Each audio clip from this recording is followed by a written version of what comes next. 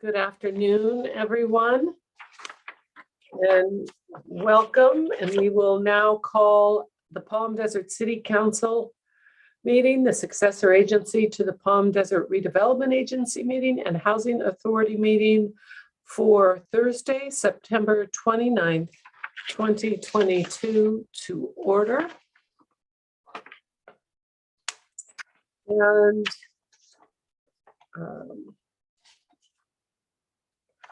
we'll have the roll call, please. Mayor Pro Tem Jonathan.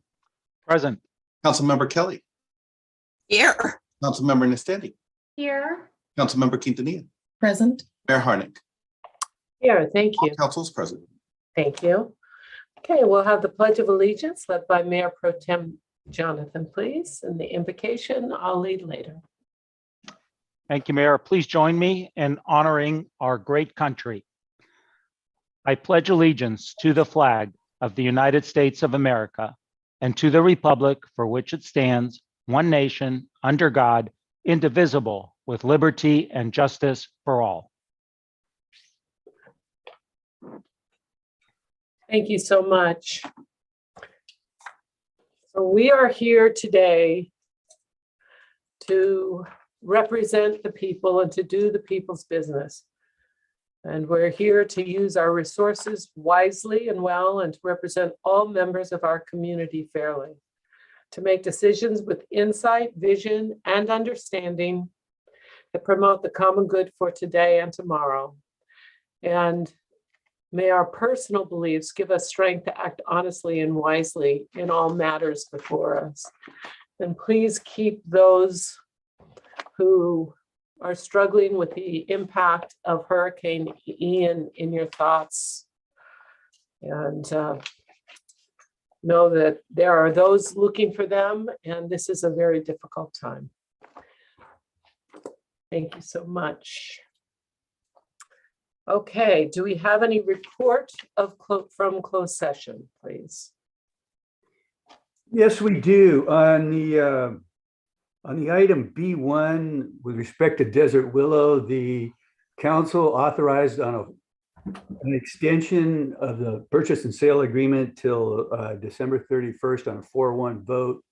Councilmember Nestandi voting no. On the second item, direction was good. I'm sorry. I voted yes. Oh, excuse me. Somebody voted no. It was Councilmember Quintanilla. Councilmember, sorry, I got it wrong. My apologies. That's okay, Bob. Yeah. On the second item, the council provided direction. Mayor Harnick did not participate because she has property in the vicinity. That's all I have to report. Thank you very much. Thank you. Okay, we'll move to awards, presentations, and appointments. And our first is the Fire Prevention and Mini Muster Month Proclamation. And do we have somebody on for that?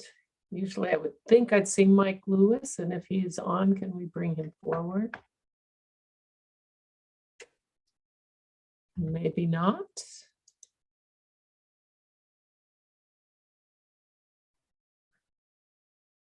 Okay, maybe it's okay, now I see it. The screen is populating with people involved with this. I am at this time going to read the proclamation. Whereas during the month of October, Fire Station number 33 of the Western Division of the Riverside County Fire Department, California Department of Forestry and Fire Protection, Historical Society of Palm Desert, and Desert Sands Unified School District train Palm Desert third grade students in fire prevention and personal safety through the Fire Prevention and Mini Muster program. And whereas the Fire Prevention and Mini Muster program celebrates its 30th year at Gerald Ford Elementary, Abraham Lincoln Elementary, and George Washington Charter Schools, its 25th year at James Earl Carter Elementary School, and its 17th year at Ronald Reagan Elementary School. And whereas fires and volunteers will continue to train Palm Desert students to maintain standards that will ensure a fire-safe city for many years to come. Now, therefore, I, Jan C. Harnick, Mayor of the City of Palm Desert, California, along with the entire City Council, do hereby proclaim October 2022 as Fire Prevention and Mini Muster Month in the City of Palm Desert, and urge all citizens to pay tribute to the children who participate in this most worthwhile event. So thank you, of course, for doing this. I know it makes a difference to so many, and I wonder if those receiving this proclamation would like to make some remarks. Mayor Harnick, would you like me to make a remark?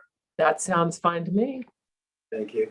Thank you, Mayor Harnick and City Council, and especially the City of Palm Desert for being so involved with the mini muster, because so many people benefit this, especially from the kids at a young age, learning about fire prevention, learning little things they can do to help themselves if there is a fire. So it's very important. I know the kids are looking really forward to it. You guys are invited to come to every mini muster. We always need volunteers. And you can see Councilwoman Kathleen Kelly's definitely got a big smile. So thank you so much. And I know that Chief Beverlin is here with us, and he probably wants to say some stuff of how important it is for the fire personnel. So thank you. Thank you, Mike. Okay, Chief Beverlin, would you like to add to that? Yes, ma'am. Just wanted to thank the council staff, the Historical Society, and the school district for allowing us to continue to support the mini muster, and just realize how important fire prevention is.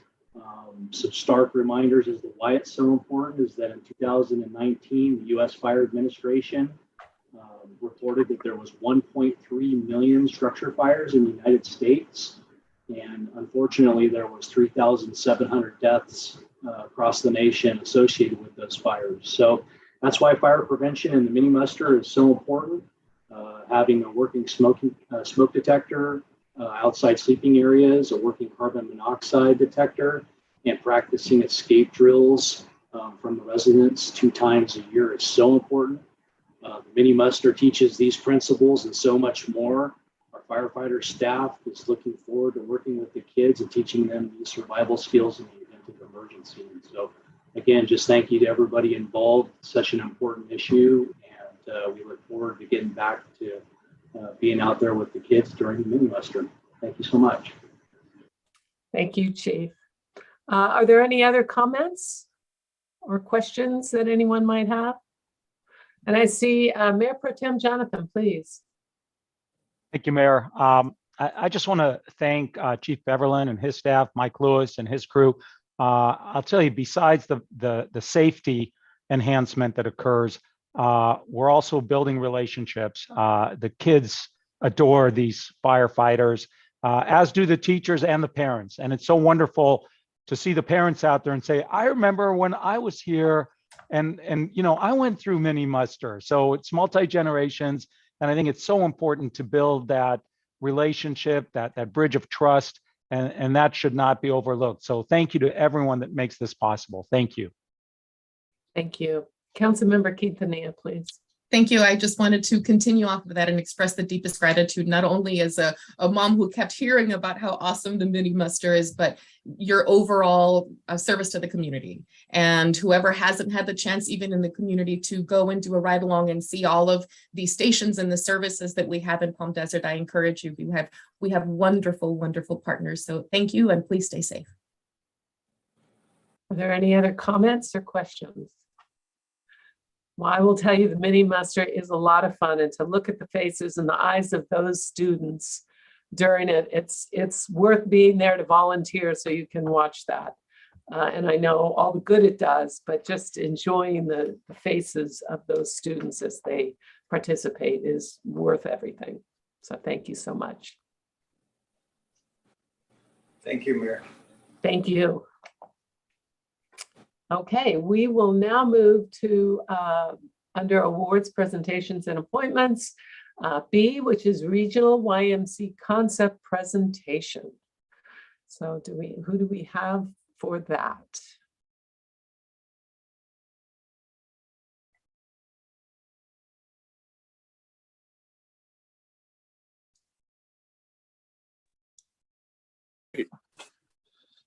Thank you, everybody. My name's Brian Rigby. I am the Director of Design for Grow Development. I've been procured as the architecture specialist for YMCA design for the YMCA of Palm Desert. And thank you all for having me today. Also have Paula Simmons with the Y. Want to chime in?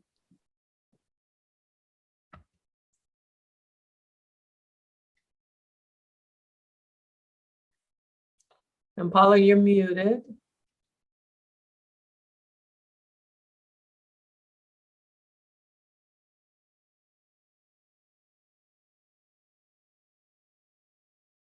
We've been having a little Zoom problem here with the Y, so we'll see if we can get that working. But I was just going to run you through about a 10-minute presentation of where we are with the design for the YMCA. We're very early on in the process still, but we'll give you a sneak peek and answer any questions if that's okay. Wonderful, thank you. Great. So within the Y, we often talk about, how good our buildings are is how good our business model is. And within the YMCA, our business model is building healthy communities, healthy children, being there for our seniors. Our tagline is we're for youth development, for healthy living, and for social responsibility. And we've been doing this across the country for many years. I think we're around 170 years or so. We have over 2,700 YMCAs throughout the country. We have more Ys than we have targets in the US. Which we're proud of. And we build about 50 new YMCAs per year and renovate probably another 250 or so. My company, Grow, is fortunate enough to do a large number of Ys. We do about 45 new Ys a year and another 60 or so renovations. So by doing that, this is all we do. So we specialize in creating highly performing Ys. And what that means are really Ys that contribute to positively to the communities, Ys that do not turn people away based on their willing to pay, Ys that are able to provide programs and services that are needed within the community, and also YMCAs that are fun places to be in, just like the Village People song, right? So what we talk about is when we talk about how good that business model is and how good that building is, this is what we found a highly performing YMCA has in common. It has greater than 8% market penetration, which means participation within the area you're serving. It's on average around 11 square feet per membership unit. A unit is a household, it's not an individual. So 5,000 units may be 18,000 people for families and things like that. We have to get wellness right, obviously, but the biggest part of it is that 10% at least for the building that should be dedicated to youth and community services. And when you are for healthy living, youth development, and social responsibility, that's really important to have those very flexible spaces that are intriguing for folks. And honestly, this membership is always voluntary. So if our building offering is not up to par, our participation often suffers from that. So we've been contracted to provide what we call pre-funding design. And essentially that's everything we need to go out and raise the money. So it's what's the vision? What are the challenges in the community that we're looking to serve? How does the building respond to that? What does it look like? What do the plans look like? What does it cost to build? What does it cost to operate? And can we build it within the land and the jurisdiction that we're looking to do? Once we do that, we have to go out and raise the money. And at which point, when we find out where about 80% of the funds are coming from, we get a local architect involved to pass the baton and get that over to permitting and then ultimately construction. So what we know is we're looking at the North Sphere area of town, kind of where we're filling in over by where the hockey arena will go. And the first thing we did was we kind of looked at a market study. And we said, well, if we want to be a swim and gym, right, we're going to hit about 7 minutes of drive time, which is about 13,000 households. And that's okay, but that's not sustainable. If we can go out further, which means we can be more appealing, which will entice somebody to drive 10, 12, 15 minutes, you can see how much those households go up. So, if we go to a 12-minute drive time, we become kind of a regional hub of 63,000 households. Do the math. If we can capture 10% of that, that's 6,000 membership units or households and about 18,000 people. So we started out with that, saying there's really good demand for a highly functioning YMCA in the Northfield part of the valley in here. We took a look at the site and we analyzed everything from traffic flow to views into the site as well as out of the site. We looked at things like wind and solar and things, and we started to look at differences in the terrain.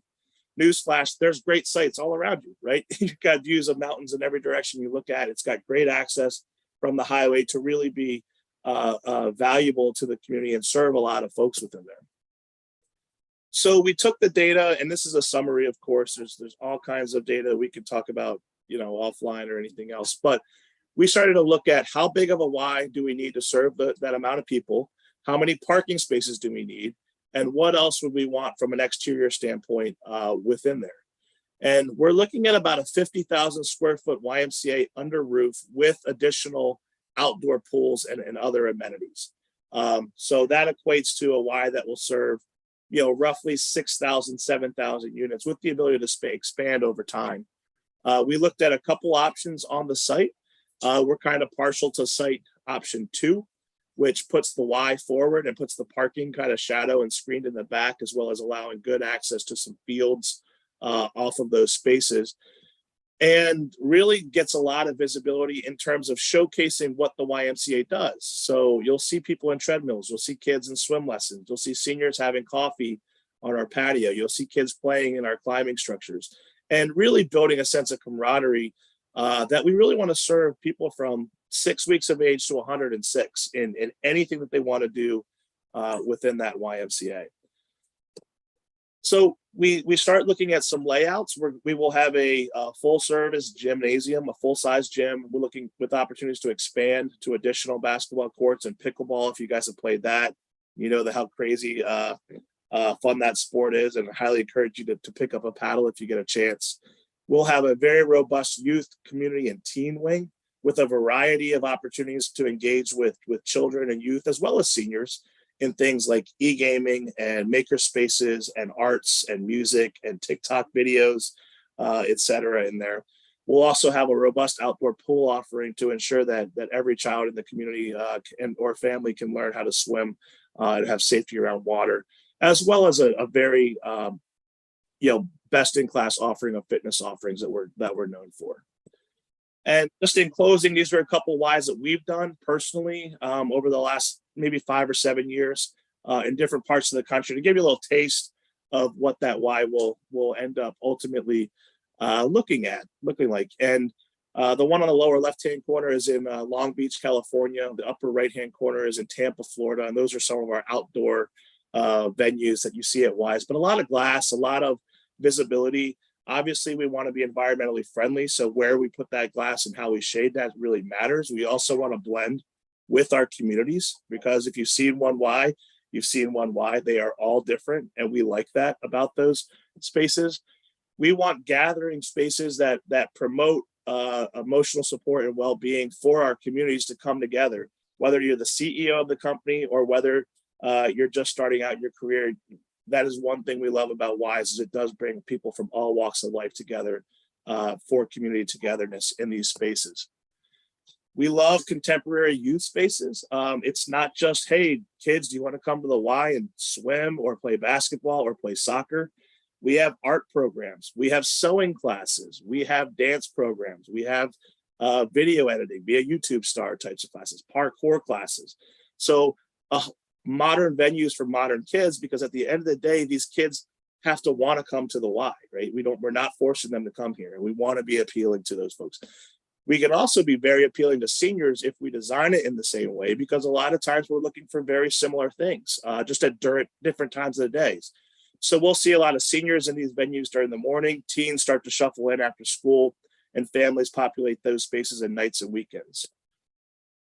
These are some other examples of some community gathering spaces that we may have. We love community teaching kitchens, because nutrition and whole person health is a big portion of the WISE program. It's not just strong bodies, it's total health, mind, body, spirit, social, emotional, behavioral, et cetera.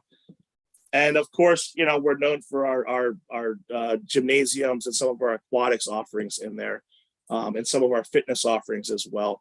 And, I think one trend that we saw coming out of the pandemic is just, we like being outside. So we don't want to push everybody back into a building. We want to take advantage of the climate you guys have, knowing it does get hot once in a while. And we need to make sure that we have things for kids to do in the summer. But also looking at things like urban soccer parks and food truck rodeos and splash pads and other types of adventures and things that we might have. So that's my summary. Thank you guys for the time. I'll take any questions that you may have, and I can flip back through any slides we want to talk about. Thank you so much. Are there any questions or comments? And I see, Paula, you are unmuted. Would you like to? Can I just, I just want to thank Brian for this wonderful presentation. About 8 months ago, we got connected when the North Sphere conversation came in, and he's just been a world of wealth and information, and really bringing together what our whys can do in our communities. And that is our theme with this, is why the why, bringing community together. And as we look at it, it's how much more of an impact could we have if we could serve a larger, more diverse range of people. And so that's really the conversation. I know a lot of it comes into, okay, great, we have this big, beautiful, building, pictures, operations. That's the next step. That's the discussion. And I can tell you 2 points to this. Having Brian engaged and his team has really helped drive us and give us some framework. The other side of the development piece is we have a part-time resident here in the Valley that is also a national YMCA board member who is 110% in helping us move the needle on the funding. And I say that because she has been able to assist 3 other YMCAs with $100 million capital campaigns. And so when I ask the question, he says it is a reality. So I know there's a lot more to it, but we wanted to just present where we've been and where we're at, and hopefully where we're headed. Thank you. Would you mind flipping back so we see where the site is? Absolutely. Okay, so. Okay.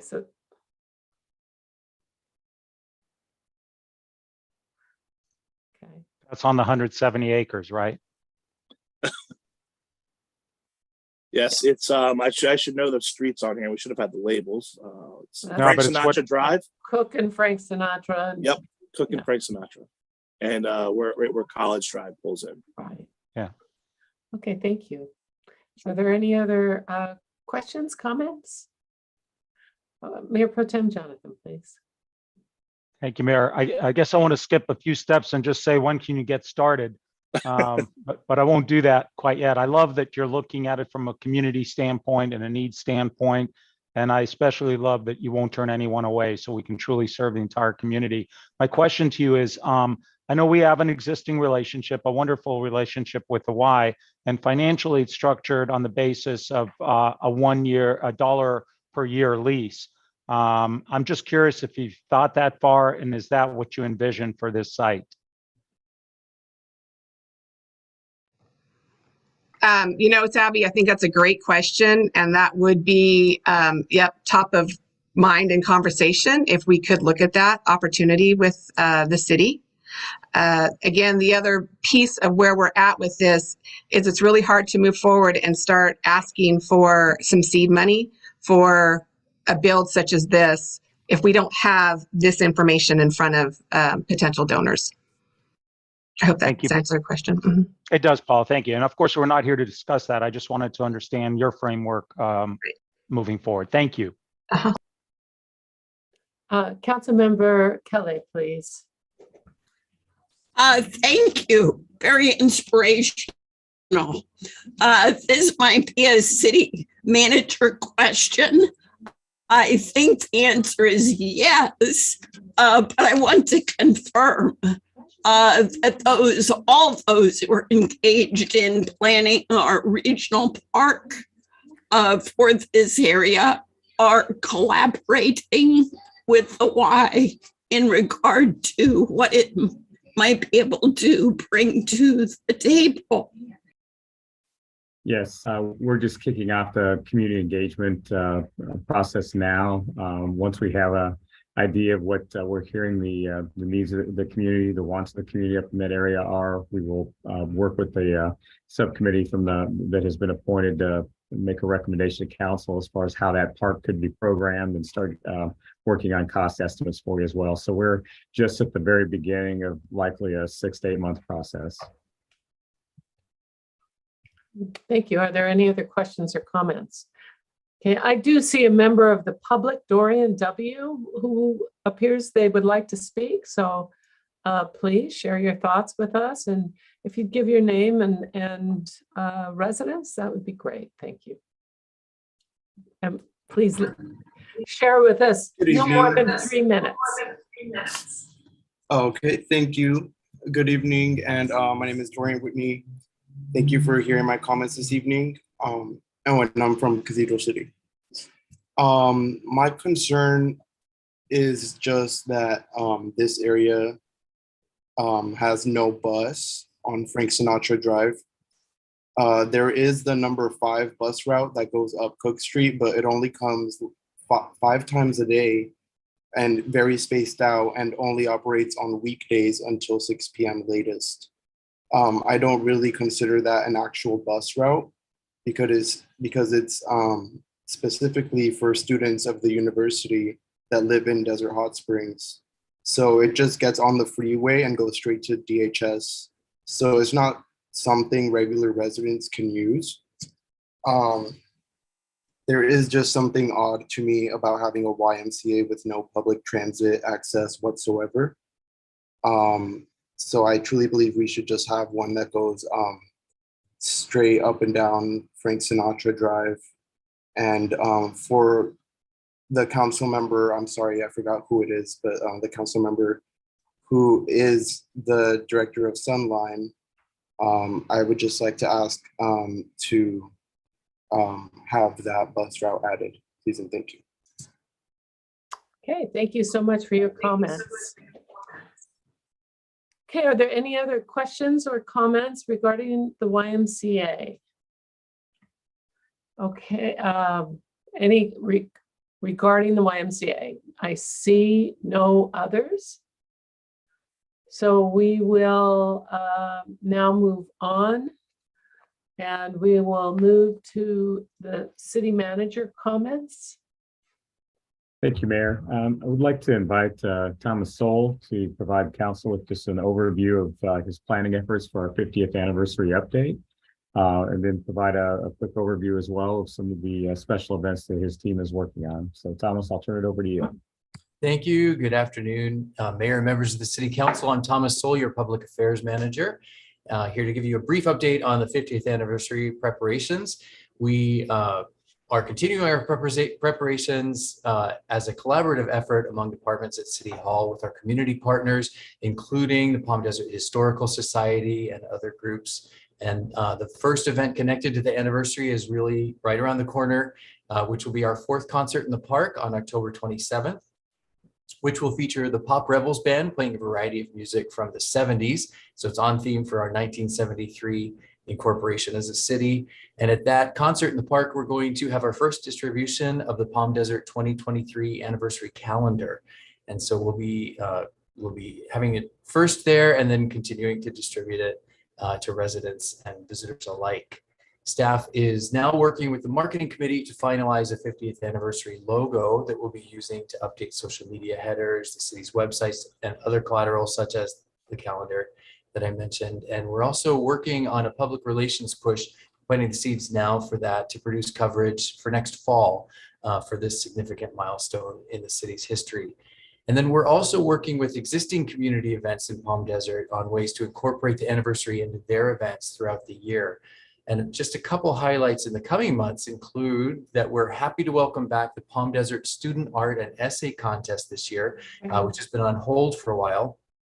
And all of that artwork and the essays will be themed Palm Desert 50 Years Looking Back. And then in celebration of Arbor Day, we'll be planting 50 trees around the city, with the final 10 being planted right here at Civic Center Park on Arbor Day itself. So events and happenings continue to be added to the schedule throughout the year, all of which will culminate in next year in the November 18th, 2023 celebration of the anniversary itself. And just for reference, the anniversary itself is on November 26th, 2023, which is Thanksgiving weekend of that year. And then moving on to other event updates, this Saturday, October 1st, marks the seasonal opening of the popular Carrizo Canyon Trail in Palm Desert. And Friends of the Desert Mountains has published a long list of events coming up in the weeks ahead, including an interpretive hike at Carrizo Canyon to be held this Saturday, October 1st. And if anyone would like to participate in any of their upcoming hikes or events, they can RSVP through the Friends website, which is desertmountains.org. Then on Sunday, October 2nd, we're looking forward to the return of the Palm Desert Certified Farmers Market for the 2022-23 season at the same location, but on a brand new day. So the Farmers Market will now be held every Sunday from 8 a.m. to 1 p.m., beginning this weekend and continuing through next April. The Certified Farmers Market is located at the Entrada del Paseo, which is its normal location in front of the Palm Desert Area Chamber of Commerce at 72559 Highway 111. Then next Tuesday, October 4th, everyone's invited to join us for free coffee and casual conversation with the Palm Desert's mayor when the city's popular Coffee with the Mayor season continues at 9 a.m. at the Jocelyn Center, which is located at 73750 Catalina Way in Palm Desert.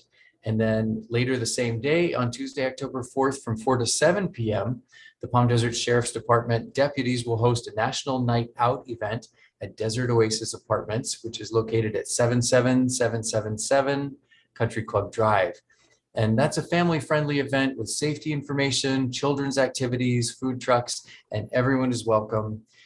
For those who don't live at the Desert Oasis Apartments, they're encouraged to park just outside the complex on Harris Lane. Then on October 6th, we're excited to have the return of concerts in the park, which will be held every Thursday in October from 6 to 7:30 p.m. here in Civic Center Park. And the concerts kick off next Thursday, the 6th, with a performance by We Belong, a tribute to Pat Benatar and Neil Giraldo. And then lastly, on Saturday, October 8th, we're looking forward to Paint El Paseo Pink, which is an awareness and fundraising walk for breast cancer that benefits the Desert Cancer Foundation. Kickoff for that event is at 7:30 a.m. and the walk begins at 8 a.m. on El Paseo. So as always, for more city news, please visit cityofpalmdesert.org. And for event information on any of these that I've mentioned or upcoming events, visit discoverpalmdesert.com. Well, that was a lot. Is there anything more from the city manager? Not at this time. Thank you. Okay, then we will now go to mayor and council member reports and requests for action. Karina Quintanilla, please. Thank you very much, Madam Mayor.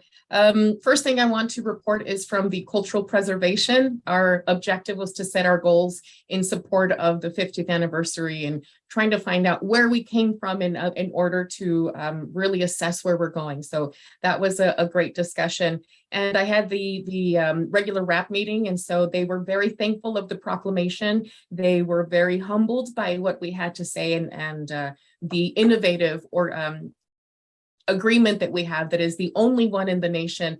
And then I was also invited to an economic development meeting regarding renewing that with Supervisor Perez and looking forward to the next 30 years after that happens. And also in regards to that, because we know that a lot of people started micro businesses or nonprofits during the pandemic, RAP also organizes the NPO, the nonprofit organization. So they have free space, they've got board meeting training, diversity training. So if you want to take your nonprofit to the next level, that's what RAP is there for. Thank you. Okay, thank you. Councilmember Nastandi, please. Not at this time, Mayor. Thank you. Thank you so much. Mayor Pro Tem Jonathan. Thank you, Mayor. In terms of committee meetings that I attended, anything relevant to the public, I would report briefly on the CVAG Homelessness Committee. We got a very thorough update from Greg Rodriguez regarding the CARE Act and its impact on the city of Palm Desert and the Coachella Valley. This is a non-elective program where counties are required to provide housing and resources, wraparound services to qualifying homeless individuals. We will see that happening in Riverside County, which is one of the, it's in the first tranche of 7 counties that will roll this program out. And, the homelessness court takes place in civil court, including the Superior Court in Indio. So this is a program that in the next few months will directly impact our city and the entire Coachella Valley, hopefully in a very, very positive manner. In terms of requests for action, pursuant to City Ordinance 1371, I'd like to request that the following item be placed on the agenda for our second meeting in October: a review of options that our residents currently have for choosing carbon-free electrical power. This would include a presentation from Desert Community Energy, providing updated information and historical data that we did not have 3.5 years ago when we last addressed the subject, and would also include a discussion and recommendations about how to proceed. Thank you. I support that. Thank you. In that we are all aware that the majority has said that that was not something they want. What I would suggest that we do at this point is recommend putting it on the agenda and for a vote if the council chooses to have further review. Madam Mayor, Ordinance 1371 is very clear on this point. If you need it, I don't know why you would object, but if you need it, you can get clarification from our legal counsel as well as our city clerk, although I will advise you that I've already done that. When 2 or more council members want an item placed on the agenda, it will be done. That is our very own ordinance. There is no methodology for counteracting that or modifying the request. I've made my request very clear. It has been seconded by a second council member. Frankly, I don't believe you have authority or the ethical or moral right to modify that. Thank you. I see that our attorney has come online. Well, and we've been around on this. Ultimately the majority rules, right? So, I mean, the mayor made a request to get something on the agenda. If there's a second to that, it could get on the agenda, and then the majority could override, the current rule as it stands. I mean, there's all kinds of ways of going around it. But I would suggest that we not have an in-depth conversation at this time. That the appropriate thing to do would be to get it on the next agenda when we could, get into it in depth, and the council can decide collectively how to interpret the old rule, whether they want to follow the old rule, how they want to move forward in a situation where, majority is not inclined to go that way. And let's put it on the agenda and have a full discussion and see where it goes. And may I ask, please, what is it exactly you're suggesting that go on the agenda? Well, thank you, Mara. I appreciate No, I'm not asking you. I was asking the attorney. Thank you. I would say essentially the same item we had last time, which is how to move forward on a request to have a discussion regarding DCE and electric rates in general, given the fact that— No, that is not accurate. That's not the request that was made. That's not the request that was seconded by a second council member. Can I clarify, Mayor?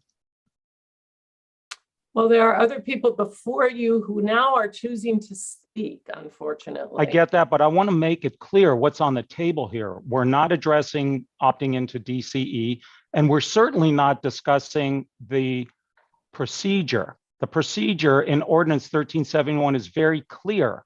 When a council member requests an item to be placed on the agenda, it shall be done if seconded by 1 or more other council members. I made a request, it was seconded. I completely do not understand why there's even any misunderstanding or room for interpretation. Our ordinance is so black and white. I can put it up on the screen if you want me to. Thank you.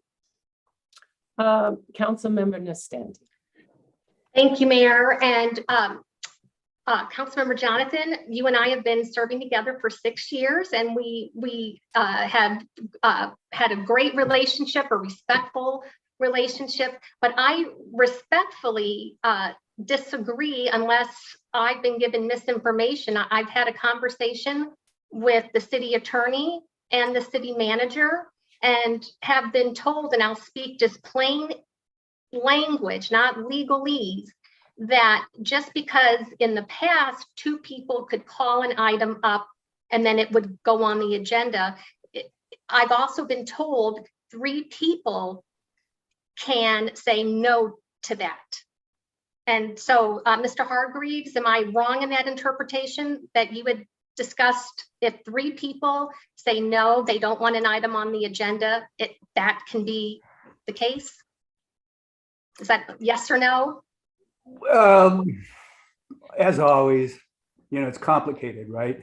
The process as we currently have in place says 2 people put it on the agenda. At that time, the idea that 3 people could take it off wasn't explicitly part of it. Now, I mean, it's a council rule. There's other things in the council rules that say ultimately the mayor decides, if there's a question about the council rules and how to be interpreted and how to be applied, it goes to the mayor, not the city attorney. The mayor decides, and if people don't like the mayor's decision, then it goes to a majority of the council. So there's all kinds of ways to parse it and get around it. But what I would suggest— Wait, excuse me, can you please take your screen down? You do not have the right to do that. Please take your screen down immediately, Mayor Pro Tem Jonathan. Where do you find that I don't have the authority to do that? You do not have the authority. From where? Why are you resistant to looking at our very Would own you please ordinance? take your screen down? Absolutely not. Please take your screen down. That is a request of the mayor. Duly noted. We can't have everybody putting screens up at their whim. No, you And I am can't. You can have asking you, council please. members. You can have council members do it. Of privilege. You did not. No, thank you.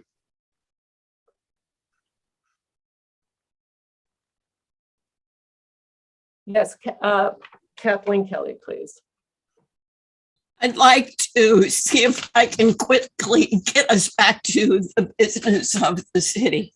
Thank you. It's just been emphasized to us that the mayor's rulings on points of order are dispositive unless overruled by the majority. The mayor has ruled that what's appropriate in regard to this particular request, because of the history, is a preliminary agenda item to see if the majority of the council wants to get into the substance. That was her ruling.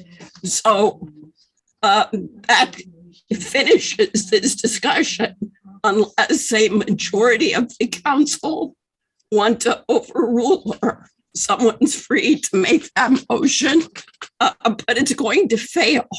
So I think civility warrants respecting the mayor's determination. You'll have your chance, Mayor Pro Tem Jonathan, at the next meeting to urge upon us that we should look at the substantive questions you want to look at.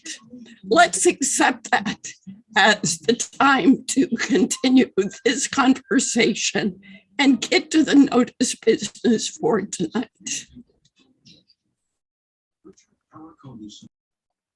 Thank you.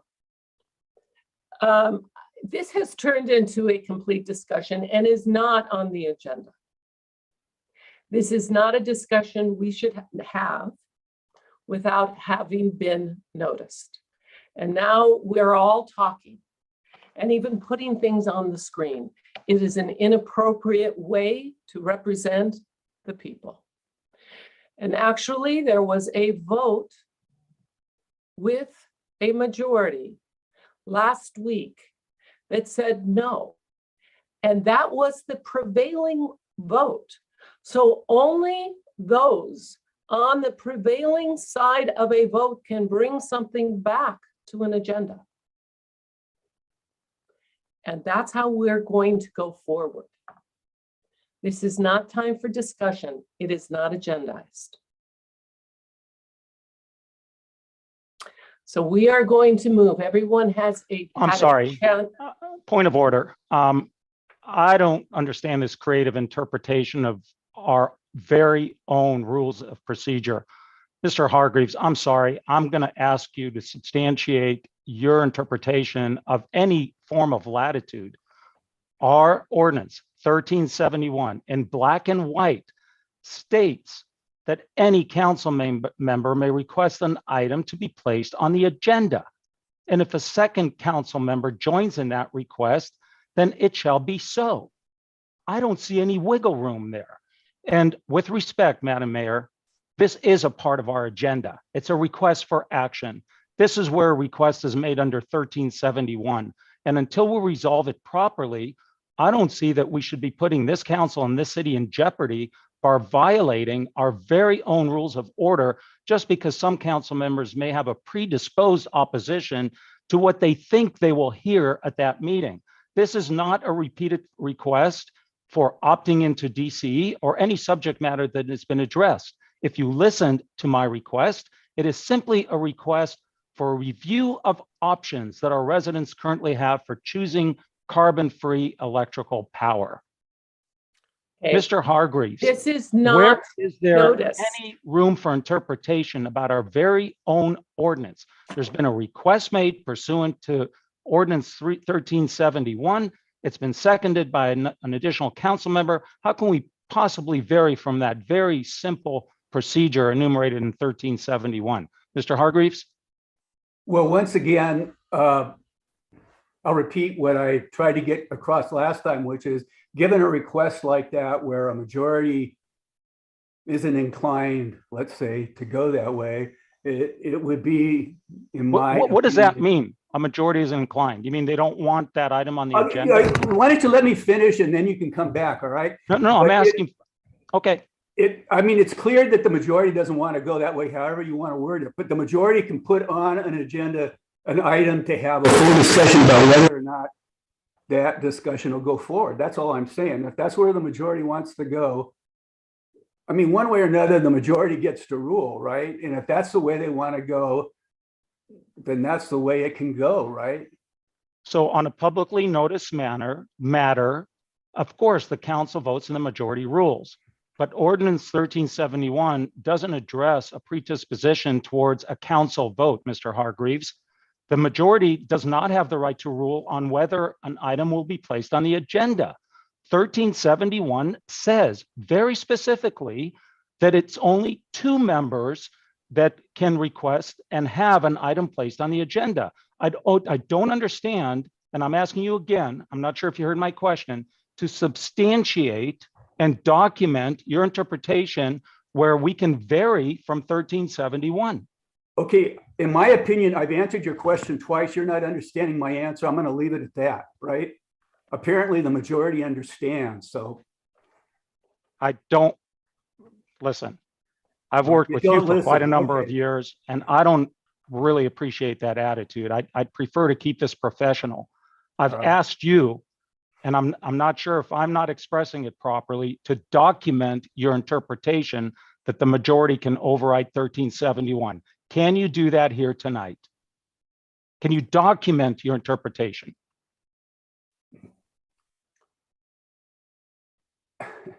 Do you want me to point to a rule? I will say that the other council members have the ability to stick something on the agenda, basically to preempt what you've done, if that's the way you want to slice it and dice it. Okay, I don't know where to go from here, because I certainly don't want to file a complaint and put our city in a position of embarrassment. I would appeal to my colleagues on council, and I tried to put up the ordinance itself so that we can be enlightened with facts as to what 1371 says. I would appeal to my colleagues to let the matter be heard.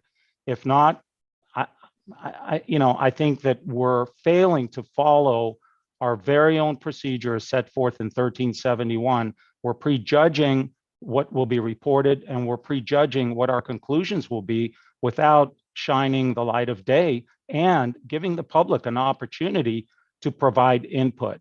So my request pursuant to 1371 with a second from another council member stands on record. Mayor, what you choose to do with that is at your own risk. Thank you. Well, that sounded vaguely like a threat. Karina Quintanilla, please. Thank you, Madam Mayor. I would just like to have a little bit of a refresher about what we said at the last meeting, because it did become a discussion, and you stated that it was not the time because it needed to be brought up at the very beginning of the meeting during the council member request. So I think we are back to that point where the requests are being made. And if we need to move forward, then I would motion that we revise our own ordinances to make it clear that at this point, do we need 3 members to support, which at that point would be completely illegal. So I think that we need to adhere to our own standards. We need to adhere to our own rules, and perhaps maybe it does need to be clarified. So I think that we need to respect our own rules. That's all that we're asking. And we're asking that at the last meeting, we were told that this needed to be asked at this portion of the meeting. So the ping ponging of who's going to do what at what time, this is not it. Councilmember Kelly. Gosh, Too bad. I really never expected to experience this dinner on this council. I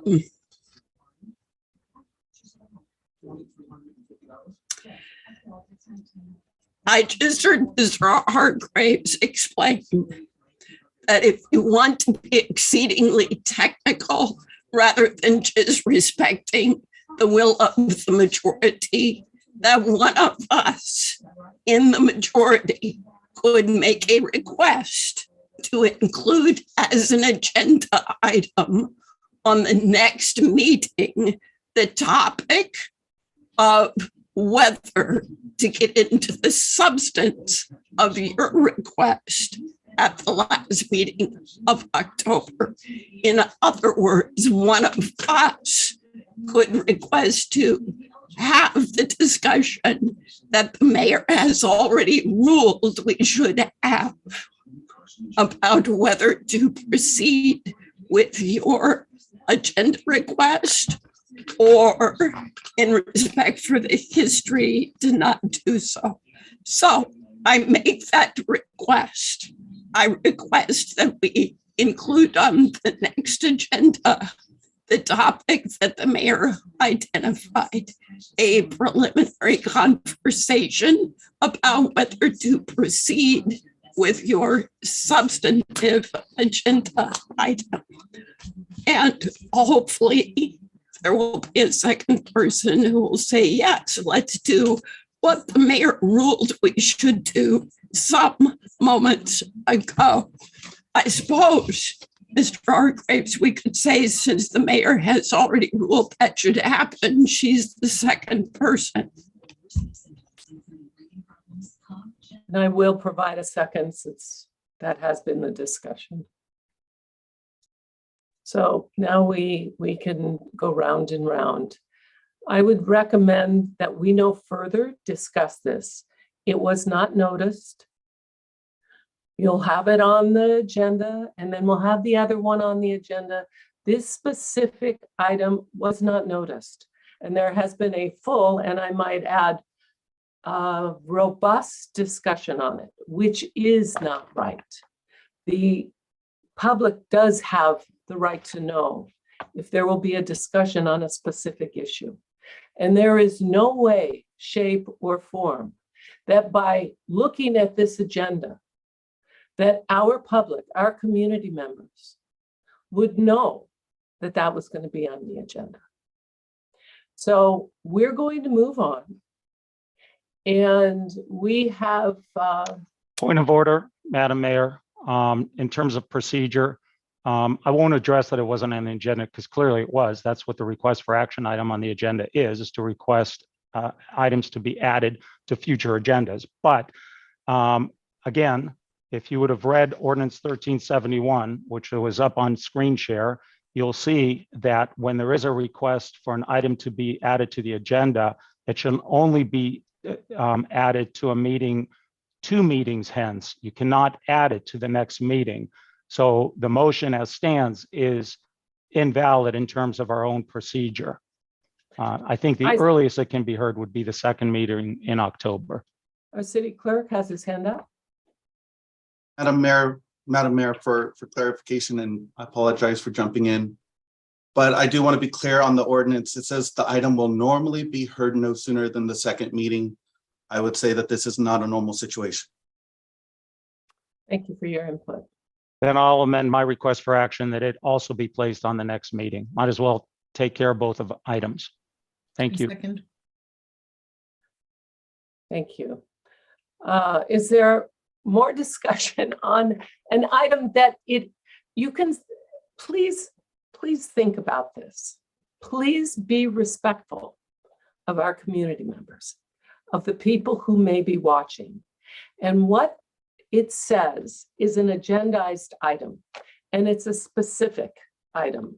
This has gotten a full discussion on an item that is not listed. No one could have known from the public that this would be discussed. No one could have possibly known. So that is the point of agendizing items, is to alert the public. This has now turned into a tremendous discussion without having alerted the public to this specific subject matter. Now, in respect of the public, we will move on. Thank you. That's what I was trying to do, Madam Mayor. I motion to move on to continue with the action calendar, but I would, however, like to pull item B and item E. That's very kind of you, but we're not going to the action. We have to first go to consent. My apologies, Additionally- the consent calendar, excuse me, the Okay, consent additionally, calendar. there is no need for a motion. And I would like to make some comments. Thank you. Under council member comments. And I didn't get a turn yet either, just so you know. Okay, and I apologize, council member Kelly. Oh, you can go first if you like. No, mayor always goes last. That's the rule. I have some happy things to talk about. Okay. The first is we had our Sunlight and Transit board meeting this week. I'm happy to report that the Sunride system, which is rides on call, is now fully operative in the quadrant between Cook and Monterey, Dinah Shore, and Highway 111. That's a huge quadrant that encompasses much of our North Sphere housing, as well as the prospective sites for our regional park and neighborhood park. So this is for the Dime a trial program, but I encourage people to go to the Sunlight website to access Sunrides and to utilize that system so that it can be improved and refined. This is on call, on demand, and it's part of our regional transit agency's mission to supplement traditional bus routes with additional modes of transportation to fully meet our needs.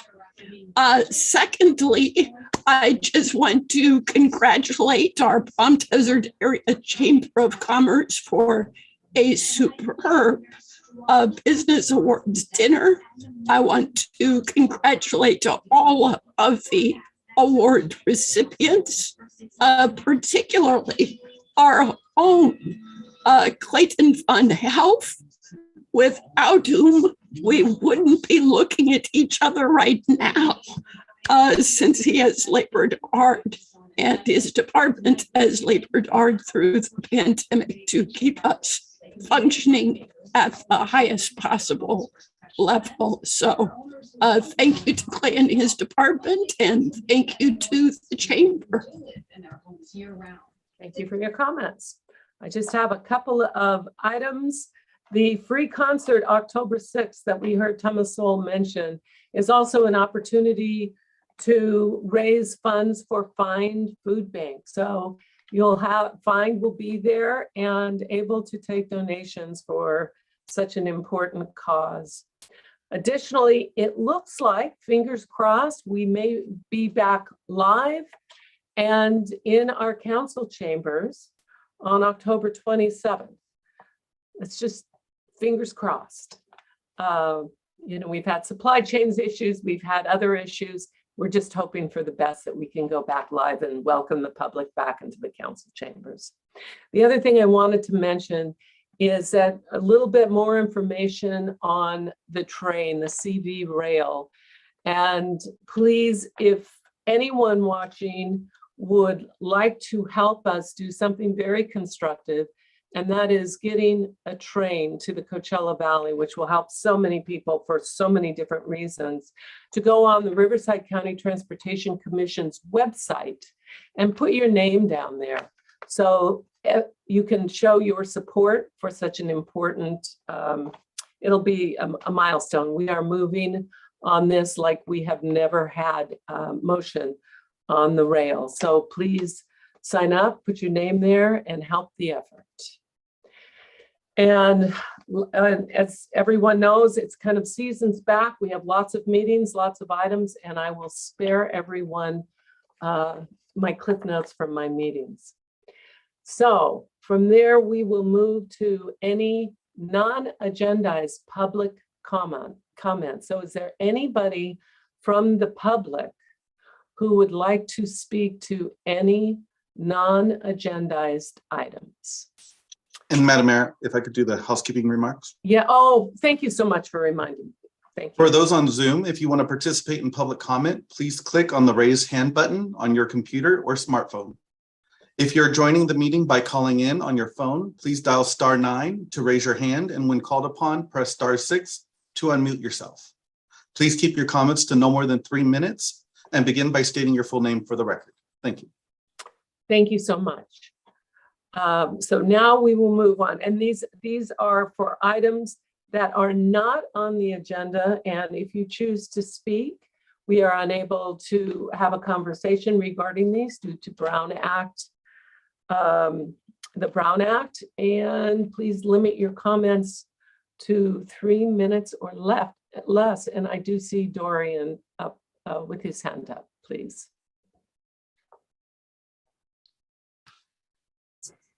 Hello again, Dorian Whitney here to ask for more traffic safety and pedestrian safety. Many cities are giving their streets road diets, and I realize a road diet on the 111 going through our city can be a beautiful way to make it a safer corridor by returning those lanes to landscaping, and everyone can enjoy it and feel safe. As somebody who travels and visits other cities, it is shocking to me that we still have a whopping 3 lanes of highway on each side on the 111, right in the heart of our city, when it is just unnecessary here and people have died. I honestly believe we will never truly have a need for the 3rd lane on each side, no matter how big the city grows. Cities as big as Los Angeles has mostly 2-lane roads, and the few that are 3 lanes, they close off the 3rd lane for parking for most of the day. But returning our extra lanes back to landscaping or a bus-only lane or anything else really would make it a much safer street for both pedestrians and drivers. Palm Desert can show that we care more about the people actually living here, walking here, and their safety, rather than vehicles passing through us from La Quinta to Palm Springs. And right now, the conditions of our roads say that we care more about the people passing through than the people living here. This is just wrong. The 3rd lane promotes speeding. Indian Wells has a great example of a beautiful 2-lane road, and it works just fine. Cathedral City has reduced lanes, Palm Springs, Indio, and Coachella. We are the only ones that have it as 3 lanes the entire way, along with Rancho Mirage and La Quinta. The 3rd lanes were just made for extra convenience to pass people who are going the speed limit. Please consider a road diet on our section of the 111, as well as Fred Waring Drive, where I used to live, and many other parts that have 3 lanes of road in our city. Please and thank you. Thank you, Mr. Whitney. Are there any other comments on non-agendized items? Okay, I see, wait, I have, oh, that's Mr. Whitney's, okay. Is there anyone else who would like to speak? Okay, seeing no one, we will now move to the consent calendar.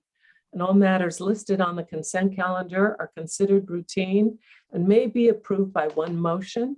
The public may comment on any items on the consent agenda within the 3-minute time limit. Individual items may be removed by the City Council for a separate discussion. Now, is there anyone from the public who would like to comment on any of the items on the consent calendar? And I see no one. So are there any items from the consent calendar that the council would like to pull? I would like to pull item A and item E, Madam Mayor.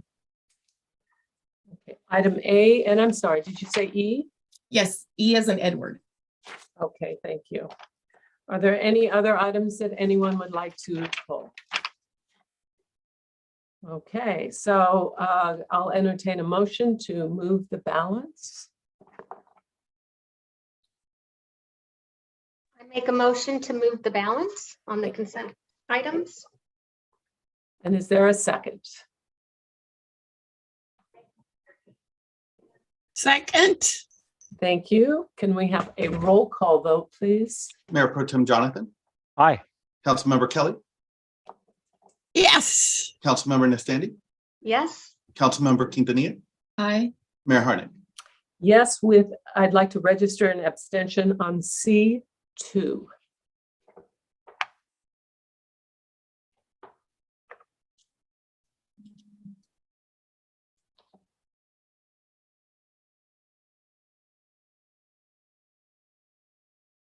May I address the items pulled, or is there another process? I don't want to hold up the city's business.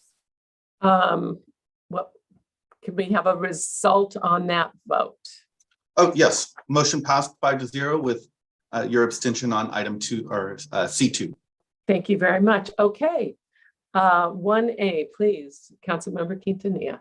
Thank you. I would like to revise the minutes from the previous meeting under section, the action calendar B. I think it is an effort to have transparency given the heated discussions we've been having, to include that there has been direction from Mayor Pro Tem and supported that we have further discussion or further clarification from our clerk and our council so that these items can be reflected in future meetings. You know, for clarity, can you, I'm a little unclear. Can you help me out with this? Sure. We have the different items. If you look at, I believe it's in the revised one, we see page 1A16, and that will show action calendar.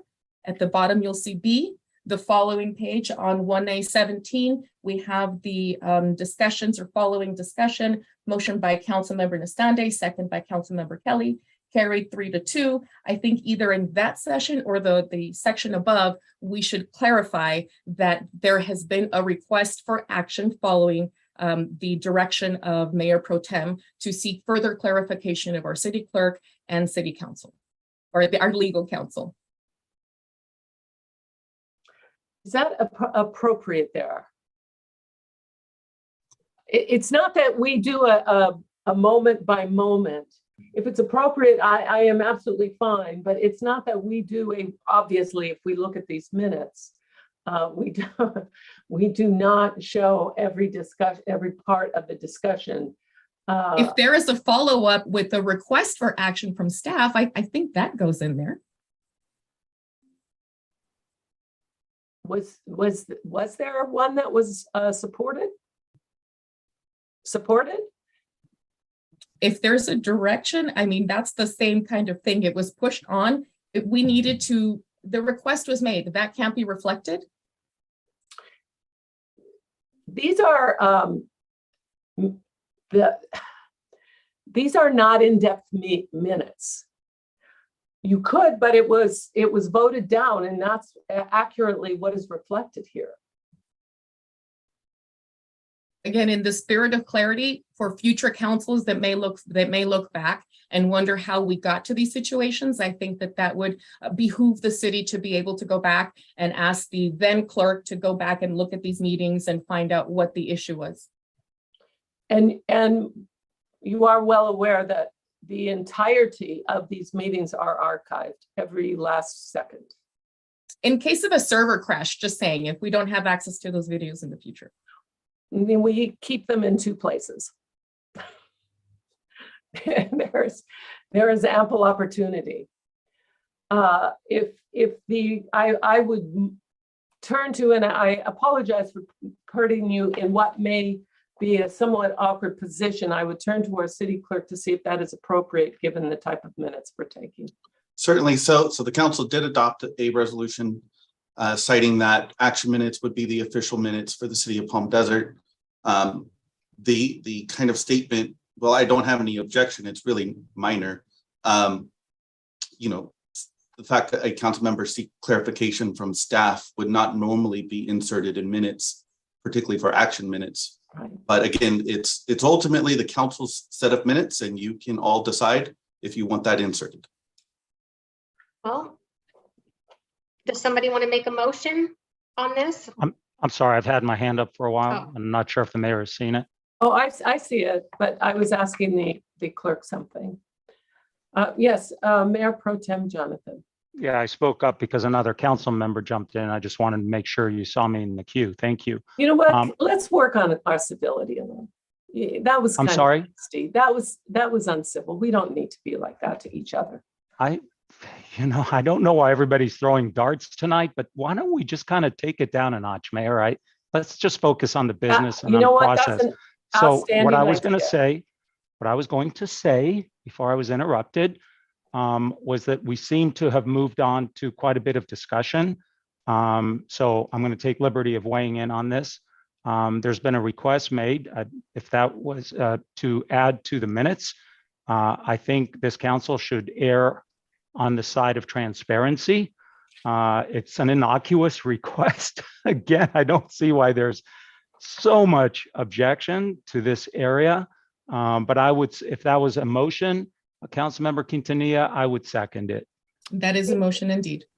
Thank you very much. I'm not sure there was any objection, but I will ask Councilmember Kelly, please. You wish to speak? Sure. Could I just have clarity about what you'd like to include? Because I'd like to support you so we can have a kumbaya moment. But I just want to know exactly what it is you'd like to include. Very simple language that during the discussion, Mayor Pro Tem and another council member sought clarification from legal counsel and the city clerk. It's not requesting any action. It's just saying we were asking for follow-up. That's it. That's all. Then we have a motion and a second. Can we have a vote, please? Mayor Pro Tem Jonathan. Aye. Councilmember Kelly. Yes. Councilmember Nestandi. Yes. Councilmember Quintanilla. Aye. Mayor Harding. Yes. Motion passes 5-0. Thank you. Okay, so let's move to E, approve the purchase of Anza Borrego by artist Christopher Puccio from the 2021-2022 El Paseo Sculpture Exhibition in the amount of $25,000. Who will be presenting on this? Hi, Amy Lawrence, Special Programs Manager. I'm happy to answer any questions you have. Councilmember Quintanilla. Thank you, Ms. Lawrence. My question is in regards to our own process. During the Arts Committee, we were discussing what's already in-house and what could be moved and what could go there. But I'm wondering, is it ethical on our behalf to not have the ability to see the new submissions?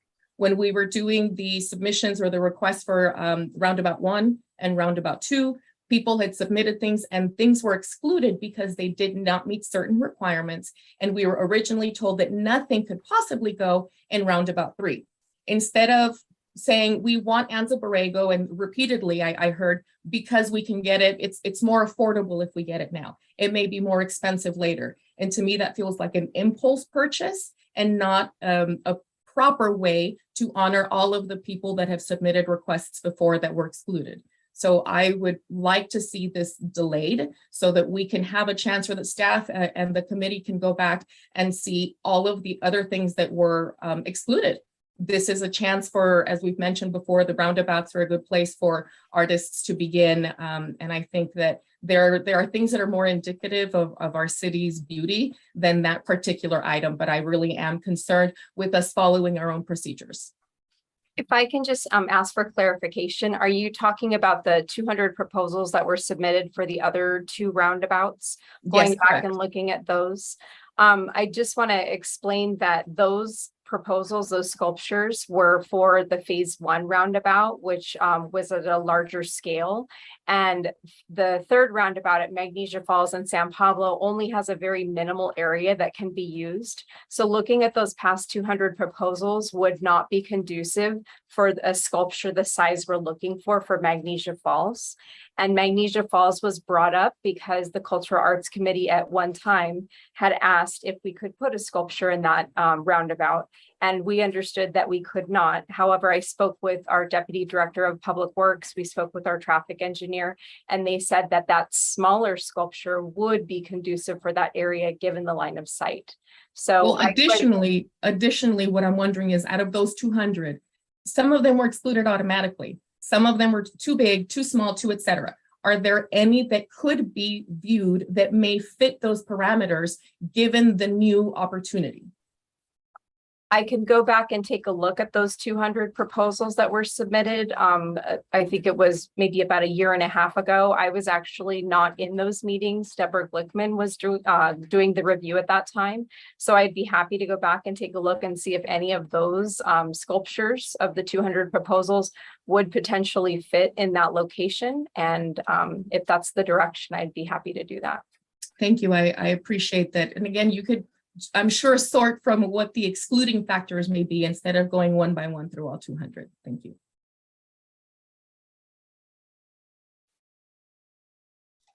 Okay, are there any other comments or questions? I see Mayor Pro Tem has a hand up. Please. Thank you. Question. Good evening, Ms. Lawrence. How are you? Good. How are you? I've been better, but I'm okay. Hey, so normally, I mean, if we're gonna like buy a piece of art, we're gonna put it out for proposals and look at all the the proposals and go through our committee and pick one out. So what Council Member Quintanilla brings up kind of resonates with me. Is there, I mean, can we do that this time? Whether we go back to those 200 or we just put out a new kind of RFP thing? It seems a little awkward to just kind of say, oh, we had this one in the closet, let's put it there.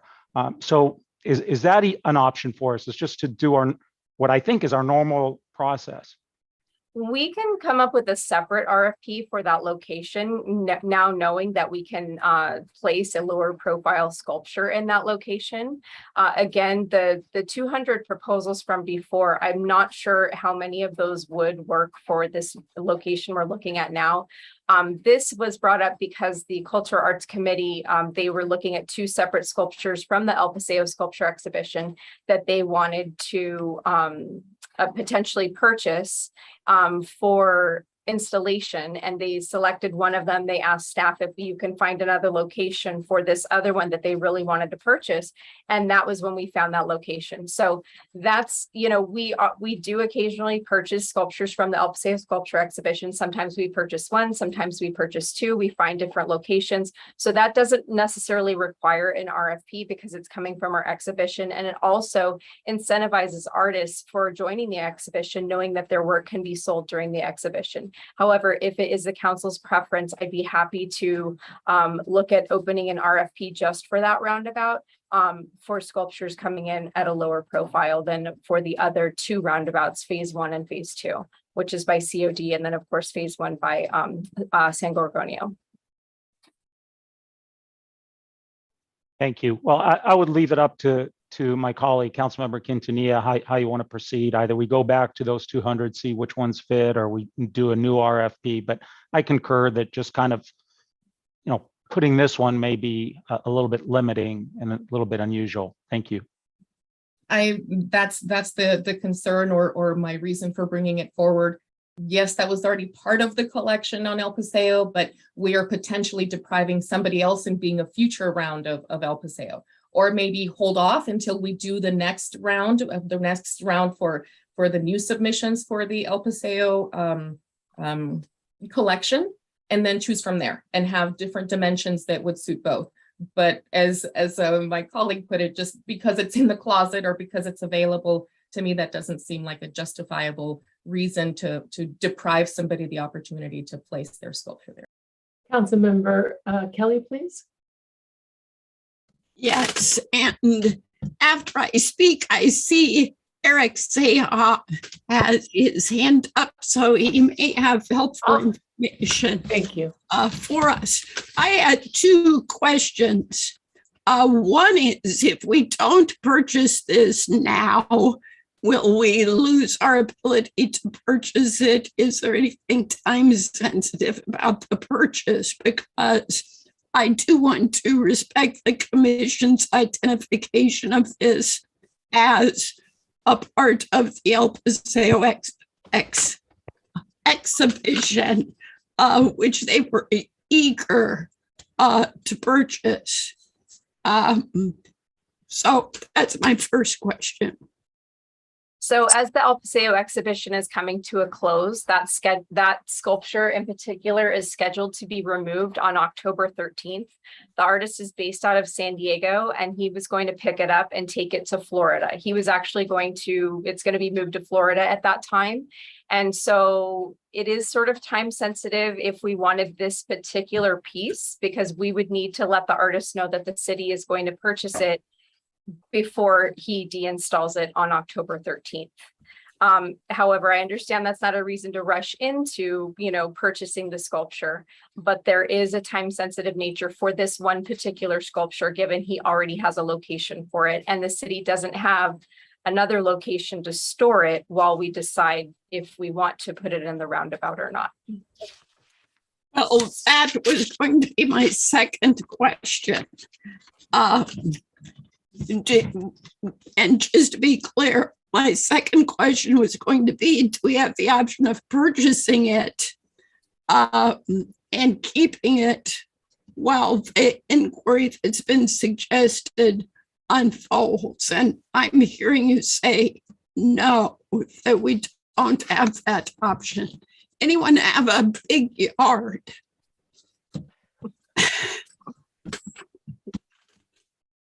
My understanding at this time, and please correct me if I'm wrong, is that, well, first of all, we could potentially purchase it and store it at the courtyard. However, I think the question at hand is, do we want to purchase it and install it in this location, in the roundabout at Magnesia Falls?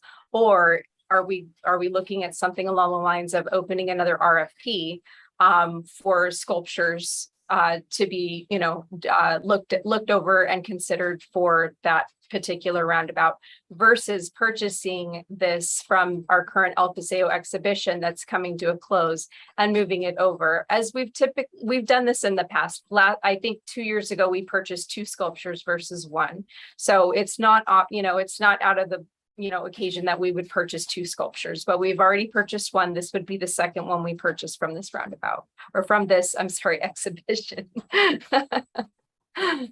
Okay, thank you. And Councilmember Nastandi, I see your hand up. Mr. Seha, did you have something that you wanted to add to this conversation? I'm glad Amy was able to mention kind of the process with the Cultural Arts Commission and the El Paseo exhibit. My comments are going to be reserved more if there's direction regarding an RFP or looking at those 200 submissions from the past. You know, those 200 submissions, there's been a length of time since those were submitted, and the parameters and constraints around that third roundabout are different than the other two. And so if the city council is leaning towards a different direction, I would recommend that we actually, if we were going to go there, we release a different RFP rather than go through those other 200 applications. Okay, thank you. Okay, Councilmember Nastandi, please. Yes, I was going to say the option of us just purchasing it and then storing it at the yard, then where would it ultimately go? Does the city have other locations? I don't want to waste $25,000 and then put this beautiful sculpture in the yard. That doesn't seem right either. So in my opinion, we either decide to move forward with it or go out for an RFP, but not to purchase it and store it at the yard. And I'm open-minded. If I can mention one more thing is that this sculpture would normally be quite a bit more than $25,000. That is our budget for purchasing sculptures from the exhibition. So the artist was able to bring that the sculpture price down for us if we did want to purchase it. So if we did put together an RFP for that specific location, I'd have to work with our public works staff and our traffic engineer to find out what parameters of a sculpture would need to be, and then we would probably have to raise the price, because if we look at this price of the sculpture on phase 1 of San Pablo, that was $125,000 to start, and then of course the material we had to do an amendment because the material costs went up. So again, the phase 1 sculpture was $125,000. This is a $25,000 sculpture that we're looking at for Magnesia Falls. So we would probably come back, if that was council's request, with a request to put out an RFP for a different amount. It would probably be a higher cost for a sculpture in that area. Yeah, Amy, are you saying it would most likely be about 100,000 or so? I don't think it would be 100,000. I would probably say maybe we'd want to go somewhere in the area of 50,000, because the sculpture that is being offered to us tonight at 25,000, I think he had it listed for, at least $60,000. So we would want to look in the area of $50,000 for that roundabout. Yeah, this is something to consider, my fellow council members. Okay, Councilmember Quintanilla, please. Thank you, Madam Mayor. The point of bringing it up is that originally we were told nothing's going to go there. And I think that now, as we are looking at the fact that there's no rush. We were already told it's not going to happen. If the artist had nowhere else to go and had no possibility of making money, and then we would say we're in consideration of the artist and the financial need. But if the artist already has somewhere else that it wanted to go, how are we to deprive that council of what they had chosen for maybe their perfect location that represents their community? So I think that the consideration that we have for what we already have and the artist's needs are very different than the needs of our city to place it in an area that we were told nothing was going to be. So I don't think that we need to rush into something when we only learned it was possible to even put something in the roundabout.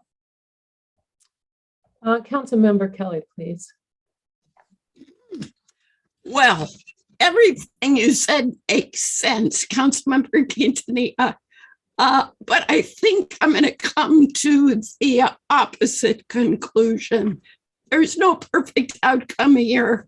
A perfect outcome would have included a competitive process, and we didn't have a competitive process. But sometimes you just have to grab a great opportunity. And I'm hearing we have an opportunity to grab a great piece of art at a very economical price. What's determinative for me here is really honoring the work of the city committee that thought about this and had an exhaustive conversation, because I know it's a committee that is usually very, very attentive to process. And if the Cultural Arts Committee is telling me that they find this piece of art sufficiently compelling that they want us to buy it, that's where I come out. Let's back them up. So I will move to uphold staff's recommendation. And we have a motion. So for further discussion, is there a second? I'll second the motion. Thank you. We have a motion and a second. I see Mayor Pro Tem Jonathan's hand is up. Thank you, Mayor. I actually have a suggestion for your consideration that might result in us coming together on a compromise that checks off all the boxes. The concerns that Councilmember Quintanilla brought up, which is transparency, the concern that Councilmember Kelly brought up, which is honoring our Cultural Arts Commission, and the concern that Councilmember Nastani brought up, which is cost. Here's my suggestion. We do both. We go ahead and go through an RFP for that particular roundabout, but sensing that there's a bargain to be had here, we purchase that piece of art and store it. And the reason I'm not concerned about where it will go is we've got, as we sit here, a significant part of our city under construction and unfolding before us. I am confident that we will find a home for that beautiful piece of art at some point in the very near future. So my alternative suggestion for a modified motion or a substitute motion is that we do both, that we engage in an RFP for that specific roundabout and that we purchase that piece of art and store it until we find a home for it. Councilmember Quintanilla, please. I support the substitute motion. I agree that as we talk about developing the North Sphere, we're talking about parks, that could be a great piece for it there. So I think that we have the opportunity to buy something swiftly on the budget that's allotted, and then looking at the future, then going through, we have to be ethical, we have to follow our own rules. And yes, it's already part of the collection, but that collection did not take into consideration where that part could be. So I think that Mayor Pro Tem does bring a solution where we have a Venn diagram of options. Okay, are there any other comments or questions? Okay, I want to say that through the years, the Cultural Arts Committee, or the Public Arts as it was then called, have often opted to buy a piece of art from the El Paseo exhibition. This is nothing unusual, unique, or unethical. And then we find a place within the city to put it. This, I see the Cultural Arts Committee recommended the purchase of this for our permanent art collection. And I think there's no reason why we wouldn't purchase it. This is has been done so many times in this fashion that it has created precedent. And there's nothing wrong with it. The artist went through quite a bit to even be part of the El Paseo exhibition. I think it's a wonderful piece of art. Looking at the pictures, I can see why the Arts Commission decided to cause that to be the piece they purchase. And we have always had a standard where we've looked around. I love the idea of the university area, of finding something. If we don't use that on the roundabout, I think it would be fine on the roundabout. But if it's not used there, perhaps we find something in the university area. So I like the idea of purchasing it. And if we want to hold it, I am not the person who always wants to go out for an RFP because they are expensive and it does consume staff time. And it seems that they really found a great solution here for that piece of art. But if the council wants to buy it, hold it, and then go out for RFP, I can support that. So we have a motion and a second. Yes, Councilmember Kelly, please. I didn't hear. It is appealing. And thank you for stretching your imagination, Mayor Pro Tem. But I didn't hear that the city really feels we have a great place to store this. So I'm seeing some furrowed brows. While I appreciate the effort I will be inclined to vote no on the substitute motion and yes on the original motion. There is no ethical or ordinance standard that requires an RFP in all circumstances. So I don't think there's anything unethical about this, or staff would have pulled the plug before it got to us. Okay, thank you. We have two motions and we must take the substitute motion first. Am I right on that? You are Okay. correct. Okay, so let's go ahead and do that. And for clarity, this is on the substitute motion to purchase, store, and go out to RFP. Mayor Pro Tem Jonathan, Aye. Councilmember Kelly, No. Councilmember Nastandi, No. Councilmember Quintanilla, Aye. Mayor Harnick. No, Motion fails 3-2. thank you And so then- much. Do you want so- to immediately proceed to the next motion? Yes, please. Mayor Pro Tem Jonathan, Nay. Councilmember Kelly, Yes. Councilmember Nastandi, Yes. Councilmember Quintanilla, Nay. Mayor Harnick. Yes, Motion passes 3-2. thank you so much. Okay, we will now. Mayor, could we have a 10-minute comfort break? Absolutely. So my clock shows 5:36. Can we be back at 5:46? Perfect. Thank you so much.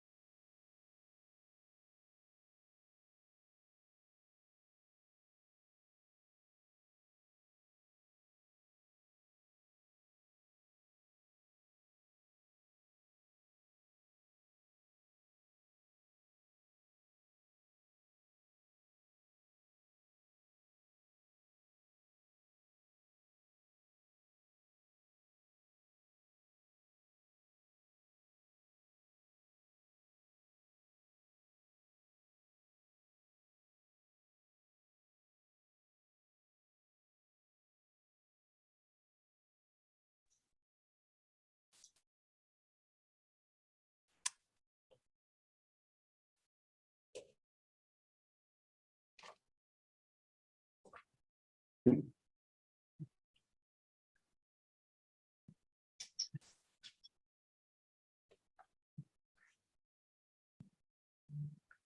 is 5:46. Do we have everybody ready to go? It looks like it. Okay, we just concluded our consent items held over. We'll move to the action calendar. To 2A, introduce an ordinance amending Title II, Administration and Personnel of the Palm Desert Municipal Code, adding Chapter 2.22, establishing the Architectural Review Commission. And who will be providing that report for us? Hello, Madam Mayor and members of the City Council. Rosie Lua, Planning Manager. Before you today is an ordinance amendment establishing the Architecture Review Commission, or better known as the ARC, as a commission. Just to give you a bit of history, since the inception of the city, 2012, the commission consisted of various names. However, it was between 5 and 7 members, and the main charge of the ARC was to focus on architecture. In 2012, the ARC absorbed the Landscape Beautification Committee, allowing for 9 members. And at that time, the purpose of the ARC was to review building architecture and landscape design of commercial, office, industrial, and residential development. And that is today's purpose as well. Somehow in 2013, when there was a municipal code update, the ARC bylaws were removed from the code. However, there was authority for ARC within the municipal code. So we believe that this removal was in error, and hence why we are here today. So in efforts to reestablish the ARC, staff met with the committee and commissions subcommittee and had just discussions on the composition of membership as well as other bylaws for the ARC. And there was a recommendation from that subcommittee to have a commission of 7 members. So today, staff's recommendation for this ordinance is highlighted here for Chapter 2.2, which would be added onto the municipal code. And this is a section of the ordinance for membership. So the ARC shall consist of 7 regular members, and at all time, the commission shall strive to maintain a membership composition that includes the following professionals, and that is 3 architects and at least 1 landscape architect and designer. And that is what we have today. We have at least 3 members that are architects and 1 recently appointed member that is a professional in the landscape architect designer. We also included some flexibility for additional membership composition professionals, and that is including someone from the development industry professional, which we have 1 currently, and a member of the public who represents the community at large and that has knowledge of design, landscape, and architecture. And we currently also have 1 member. We added a non-resident with a professional expertise as an architect and landscape architect designer, just so that the council could have more flexibility. For example, if someone was an architect that had their business here in the city of Palm Desert or conducted lots of business here, to have that flexibility to include them as part of our membership. You will see the red lines here. These red lines are corrections that will be made to the ordinance, and that will be done prior to the adoption of this ordinance if it's approved today. With that, staff is recommending the approval of this ordinance to Title II. Again, it's adding a Chapter 2.2, establishing the Architecture Review Commission as a commission within our ordinance. And that concludes my staff report. I will answer any questions if the council has any for me. Thank you. I appreciate your report. I first am going to go to if there are any public comments on this. This would be the time to provide those. And I see none. So we'll go to council for questions. Mayor Pro Tem Jonathan, please. Thank you, Mayor. So, Ms. Lua, good evening. Good evening. Good evening. I didn't see it in your staff report, but I seem to recall that the commission itself has weighed in on its future. What was their request or recommendation? Yes. So their request was initially to have 5 members, and they believe that with a membership of 5, that business can be conducted a little quicker. We have discussed this during our ARC meetings with adding on, our landscape architect, which is brought in even in those 2 meetings, some additional professional expertise. So again, we have discussed the 5 members. However, they do acknowledge that bringing in a landscape architect does bring in some good expertise to our commission. Okay, thank you. And I note that your initial recommendation to the subcommittee was to comply with that request and reduce the number to 5. And what is the intent behind having a specifying specifically that there be a non-resident on the commission? That was discussed just to bring in some flexibility. You don't have to take that option. It is there. If you do find someone that is, well established in our community, that does lots of work here, that has a business here, you do have that option as a council to appoint them.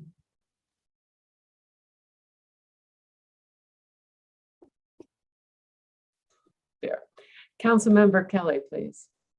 Yes, one of the other things we thought about, Mayor Pro Tem, was the frequency with which architects from Palm Desert have to disqualify themselves from cases.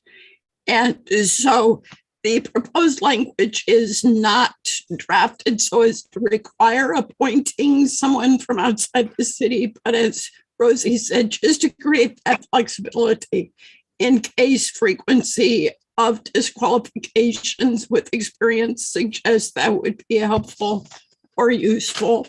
Or for example, if we got into a situation where we just couldn't find someone who had the time to serve with landscape expertise. So again, flexibility as opposed to a mandatory requirement.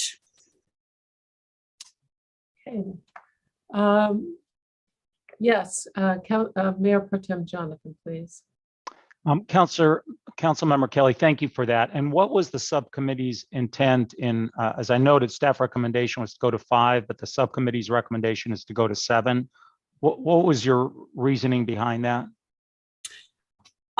Eventually, is the council might consider 5 appropriate, but in recent history, attendance has suggested to us that we need 7 as opposed to 5. If we're going to have sufficient people at a meeting to conduct business. Did you take into consideration that then a quorum would require 4 rather than 3? Yes. Okay. Ms. Lua, do I recall that a quorum would be determined by the members present, a simple majority of the members present? Or how was that written? I remember reading something. Yeah, we discussed several ways to try to get our quorum, but I think we received some clarification from our city attorney on that. If Bob could chime in on that. Yeah, the Brown Act provides that a quorum is a majority of the basically authorized members of the body. So if you have a 7-member body, the quorum is going to be 4, and that's irrespective of vacancies and conflicts and whatnot. Okay, thank you. Okay, Councilmember Quintanilla, please. Thank you, Madam Mayor. I just am reminded myself that when we were going through the committee interviews, wasn't this one that it was kind of difficult to fill? Is that one of the reasons that it may have been shrunken down in order to ensure that we had enough people?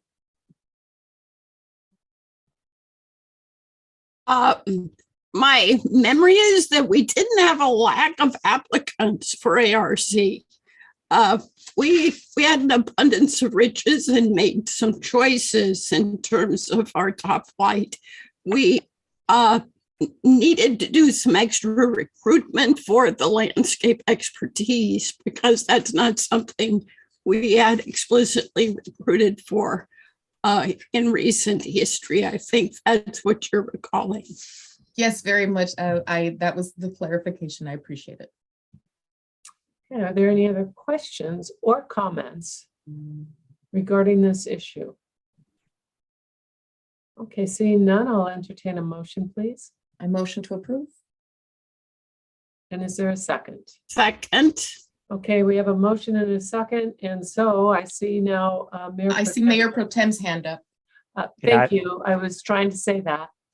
So it would be time for discussion. Mayor Pro Tem Jonathan, please. Yeah, thank you. I actually put my hand up before the motion was made. I don't think you saw it. So I don't know how to proceed now. I'll just express my preference. My personal preference would be to adhere to the recommendation of those that know best, and those are the ones that serve on the actual ARC. So I would prefer bringing it down to 5. I think it'll actually be easier to get a quorum because it's easier to get 3 people to a meeting than 4. I also think that they would operate more efficiently, which was their primary objective in reducing the commission down to 5.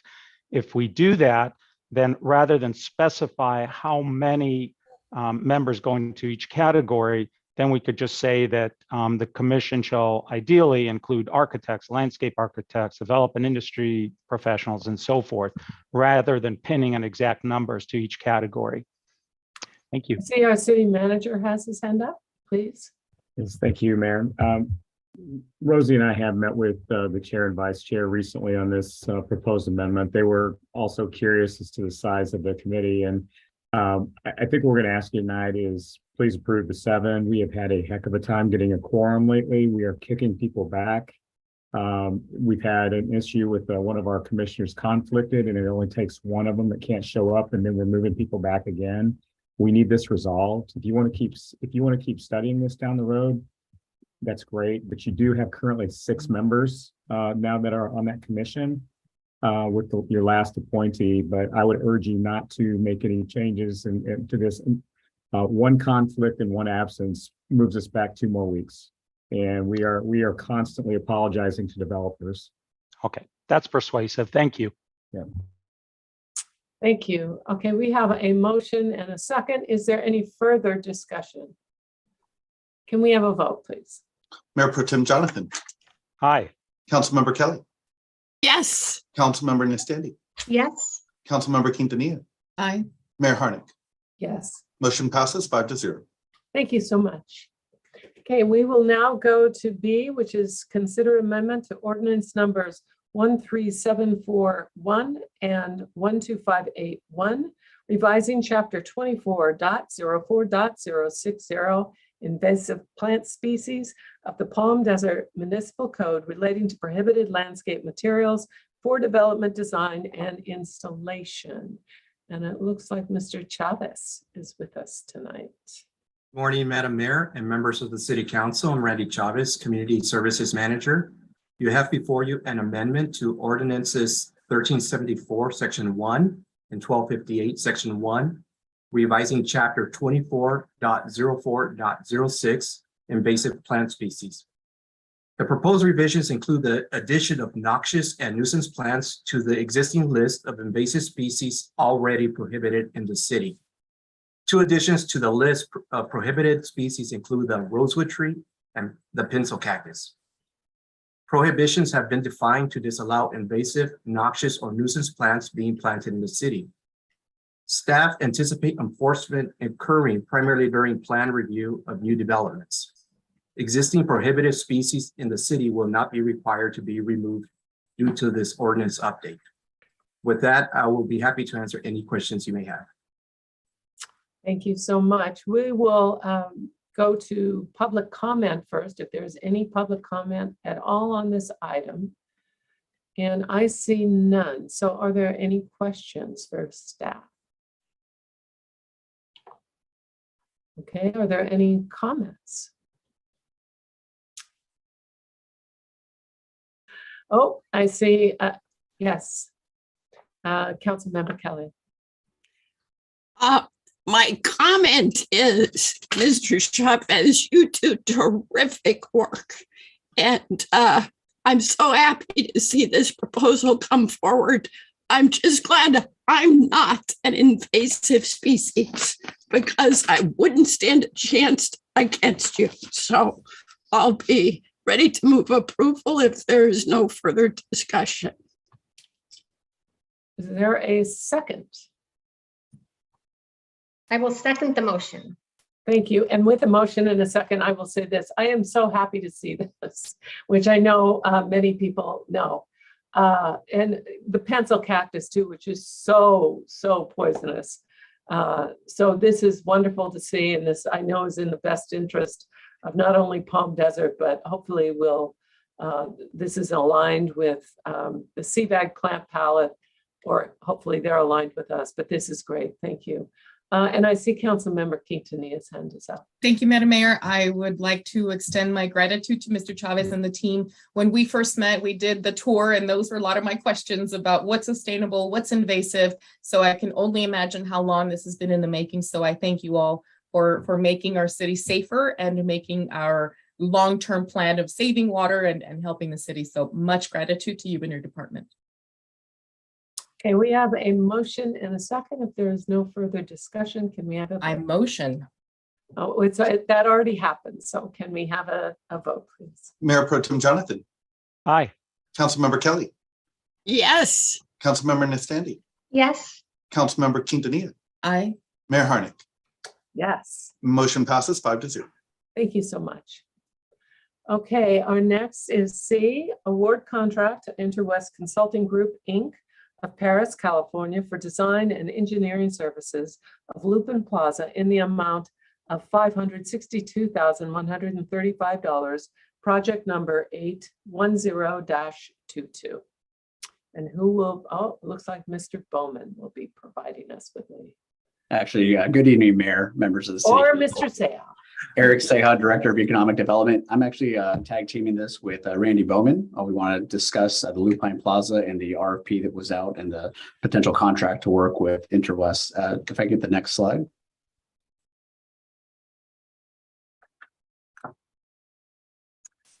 The computer is not responding. There it is. All right, we want to go through a bit of an agenda regarding Lupin Plaza, give you some history on the project itself, kind of how it's come about, particularly through the COVID-19 pandemic. And then Randy will get into kind of the procurement process of hiring the consultant, some of the alternatives we're looking at, and along with the fee proposed for this project. So with the history, again, Lupin Plaza came about through COVID-19. The city responded in trying to provide a safe, socially distanced space along El Paseo to help our restaurants and other businesses in the area so that visitors along the street had that safe refuge along the El Paseo corridor. It was a temporary plaza that remained in place through December 2021, when the city then removed those improvements. And the plaza itself traditionally has included tables, chairs, umbrellas, other furnishings that people could, again, find refuge along the street. We did issue an RFP to contract with MIG Inc. They did a preliminary design for the plaza, looking at what a permanent designed plaza would look like for the street. And as part of that process, we created a subcommittee of stakeholders and vetted these options with not only that subcommittee, but with other members along El Paseo and the community at large. Some of our outreach efforts included surveys on Engage Palm Desert, and the subcommittee itself included members from City Council, the City's Architectural Review Commission, Planning Commission, Parks and Rec Commission, Cultural Arts Committee, as well as a representative from the El Paseo Business Improvement District and a nearby property owner. And then later this past year in April, the City Council did approve that conceptual design to try to move forward with permanent improvements for Lupin Plaza. And now with the release of that RFP, which Randy will talk about next, we're looking for the actual design services to make this a permanent plaza. So, Randy? Thank you, Eric. The consultant procurement, after direction from council in June, staff released an RFP and conducted a pre-proposal with potential interested consulting firms. The proposals were submitted at the end of August.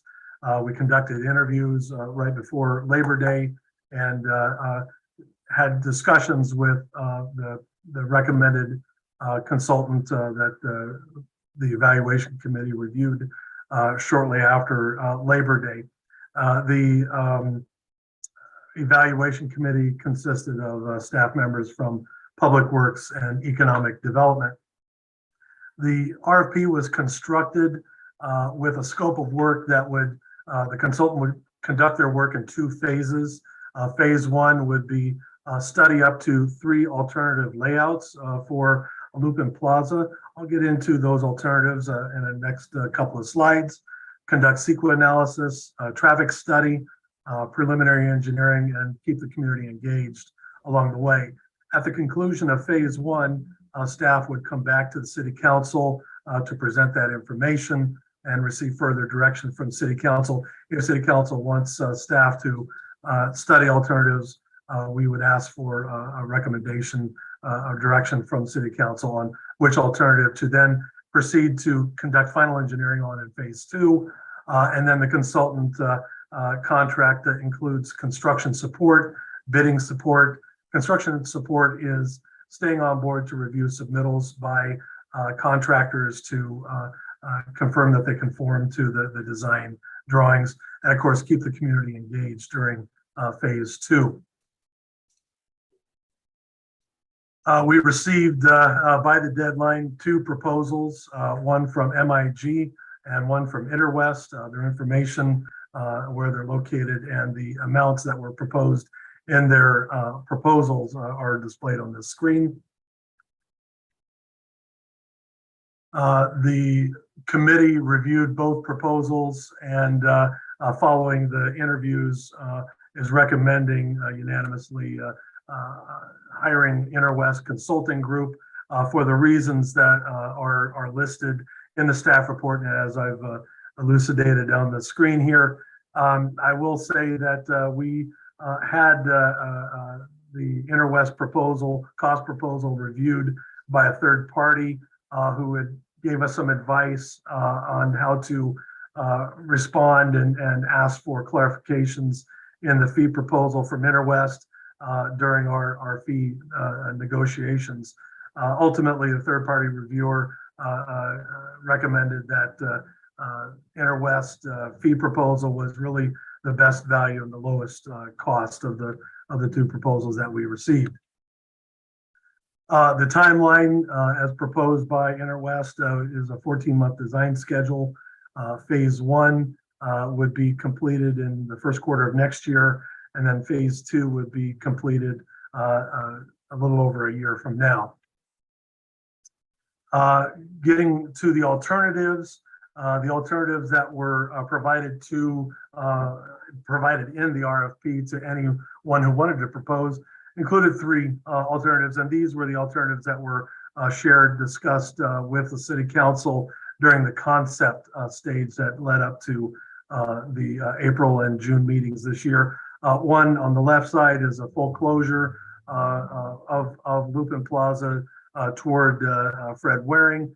The middle one is a slow street that would be a roadway closure that would be like part-time. So the plaza would be in place most of the time with occasional traffic through the plaza with the use of removable bollards.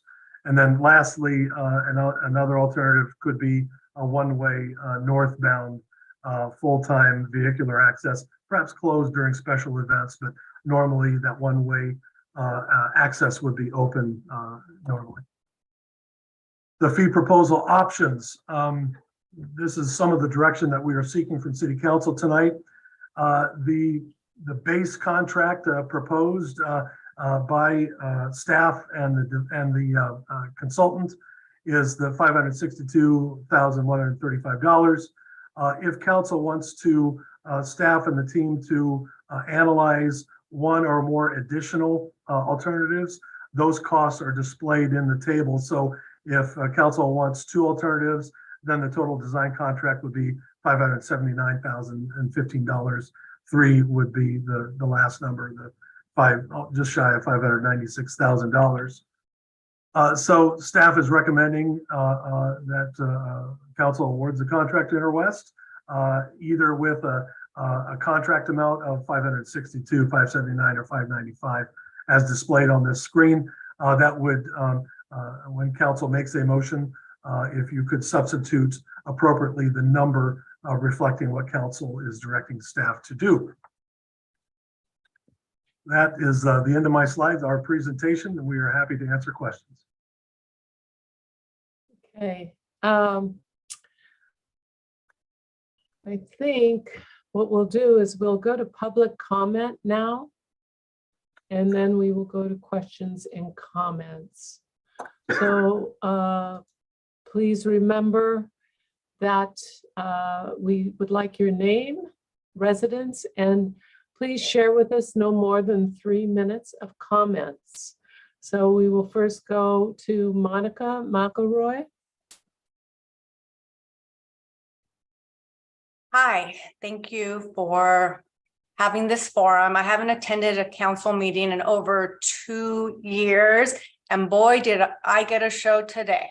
I want to just say that I take lupine every day on my way to work, and during the closure, during the pandemic, I thought it was awful. It looked awful. It was an eyesore. All I see it is a future place for the unhoused. I feel that we can spend that money better elsewhere. I mean, I don't understand what's wrong with straight lines. The mess on San Pablo, like I can't even drive San Pablo because it drives me nuts. Every time I drive down there, that it's not a straight line. I feel El Paseo is also a hot mess with those bumps and the grates, and that looks unsightly. The paint looks horrific. And then let's discuss the CV link. That's another hot mess that needs to be rectified. That intersection, Monterey and Parkview, is a hot mess. It's an accident waiting to happen. I feel before we spend more money on closing roads, we should be fixing the problems that already exist in our city. I've lived here for over 40 years. I love Palm Desert. I work in Palm Desert. I've raised my kids in Palm Desert. And I just feel like we need to better Palm Desert back to the way it used to be. We need to clean things up. It's just a hot mess. Thank you. Thank you. Our next comments are from Kathy Green, please. And remember, if you can provide your name, residence, and Yes. please share with us no more than 3 minutes. Okay, my name is Kathy Green. I represent Allied District Properties. That's on El Paseo and Lupine. I think I've spoken before that we don't feel like this is the proper pace for Lupine Plaza, but I think we need to go back to what the goal is. If you look at the Engage Palm Desert website or the staff report, it talks about a rest and an eating area for visitors and a space for local restaurants.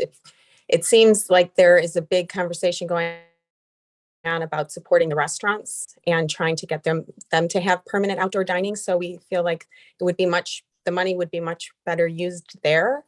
And they have the expertise to do it better because they have people there all the time to clean and maintain and make sure that it's up to El Paseo standards.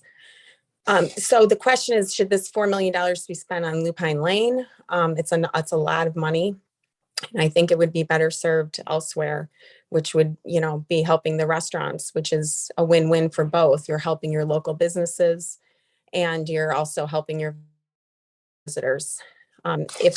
If the goal is to, hold events, then I think that is a whole host of other issues. What's the capacity? There's no bathrooms. How do you handle traffic? And why wouldn't we use San Pablo, where I think $15 million was just spent? So that's the first point. The second is where the community support is for this project. We have presented 2 petitions with over 100 signatures. of individuals and 40 businesses who are against the permanent closure of Lupine Lane. We haven't seen this mentioned in the current staff report for this meeting or the last staff report, and we don't understand why City Council hasn't addressed the petitions. Engage Palm Desert currently has 23 responses, and only 8 are in favor of it.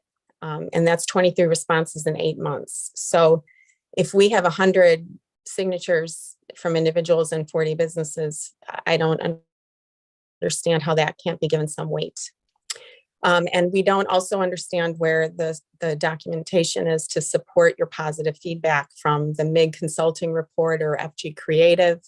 We haven't been given any information about what interviews were conducted, what questions were asked, who really is in favor of this. And finally, I took a look at the RFP and the agreement, and it doesn't really address a phase 1 and phase 2 approach. There's no money allocated to community outreach in the $562,000. And it doesn't really explain how much money is being spent in phase 1 before a decision's made to go to phase 2. So I don't really understand how that was, how that RFP was written in comparison to the staff report. Thank you for your comments. I would assume that next is Paul Goodman, please. And your residence would be important. I think we haven't heard that before from Ms. Green. Thank you.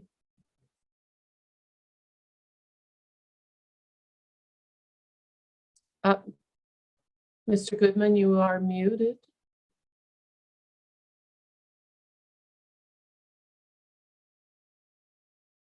Mr. Goodman, you are muted. Can you hear me? Hello? Yeah, now. Okay, sorry about that. Technical difficulties.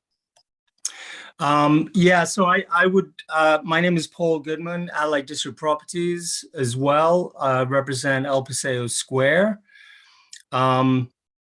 So I will be repeating a little bit what's been spoken before, but let me just back up and provide some context.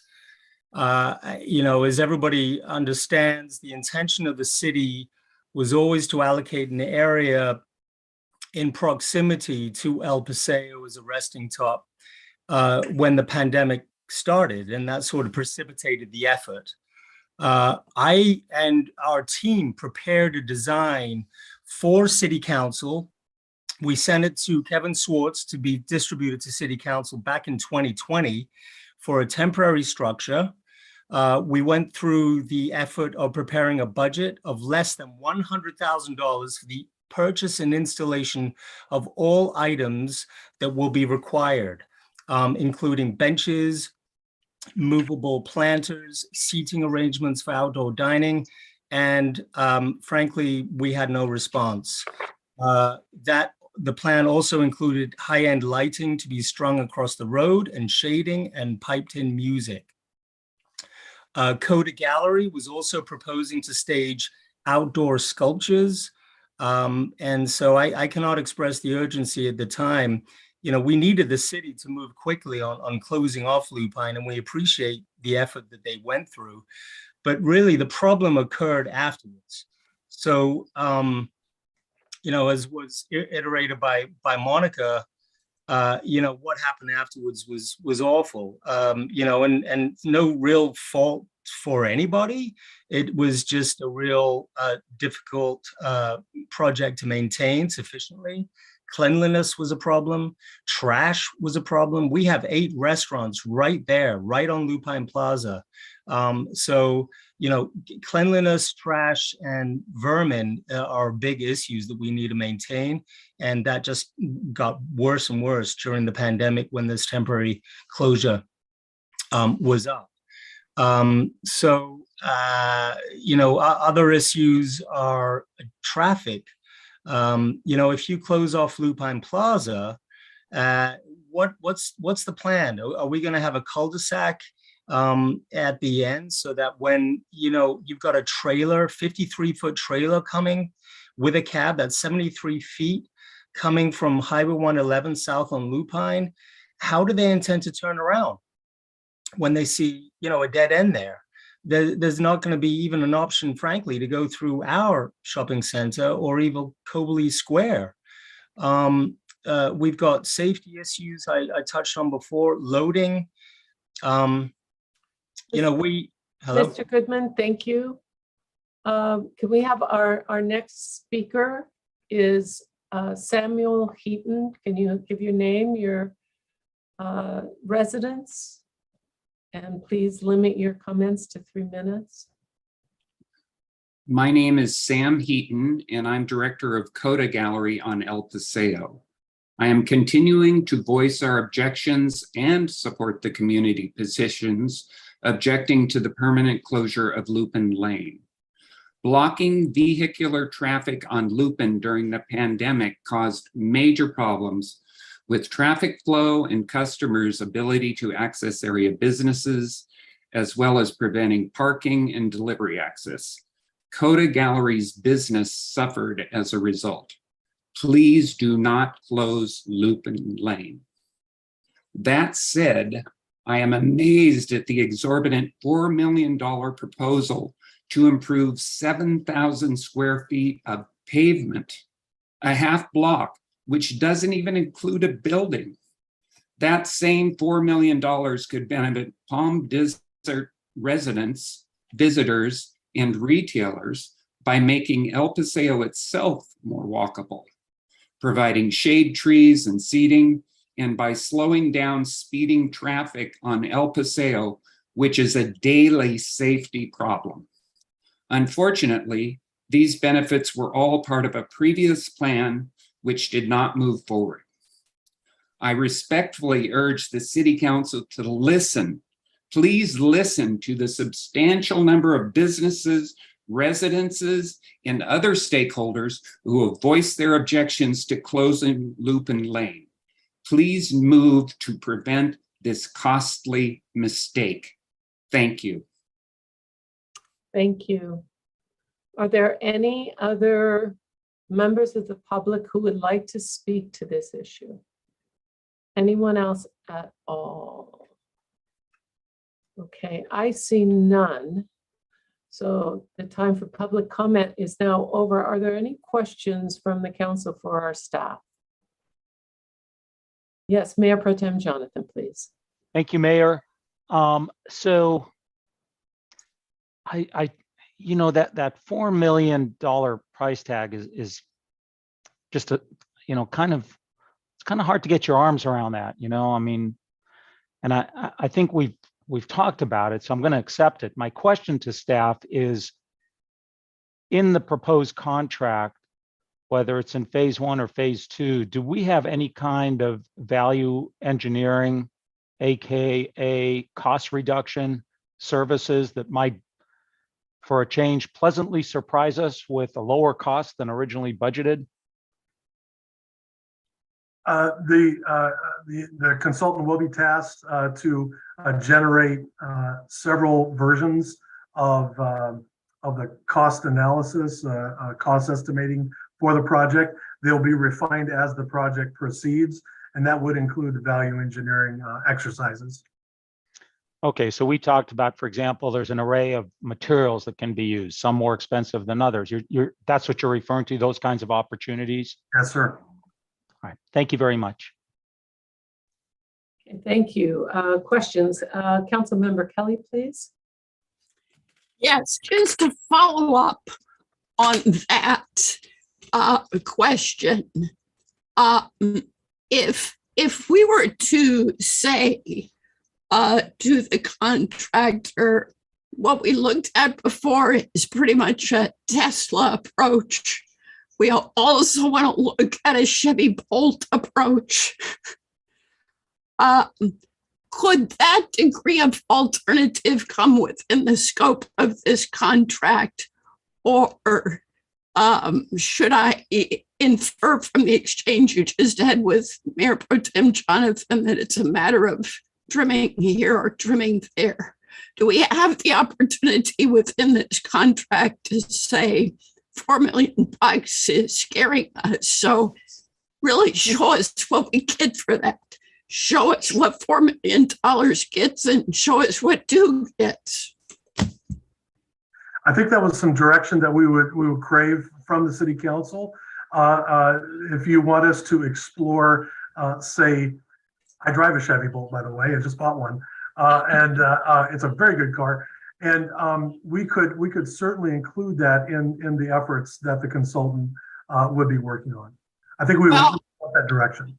And I picked those cars intentionally because everybody I know who has a Chevy Bolt likes it. So by saying we should perhaps be looking at a more economical alternative, that's to determine if it can do just as much for us, if it can still accomplish our goals.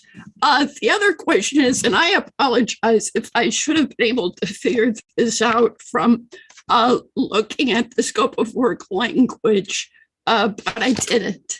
So exactly what will the traffic study entail? Because we've got lots of members of the public expressing concerns about impacts of the project on traffic.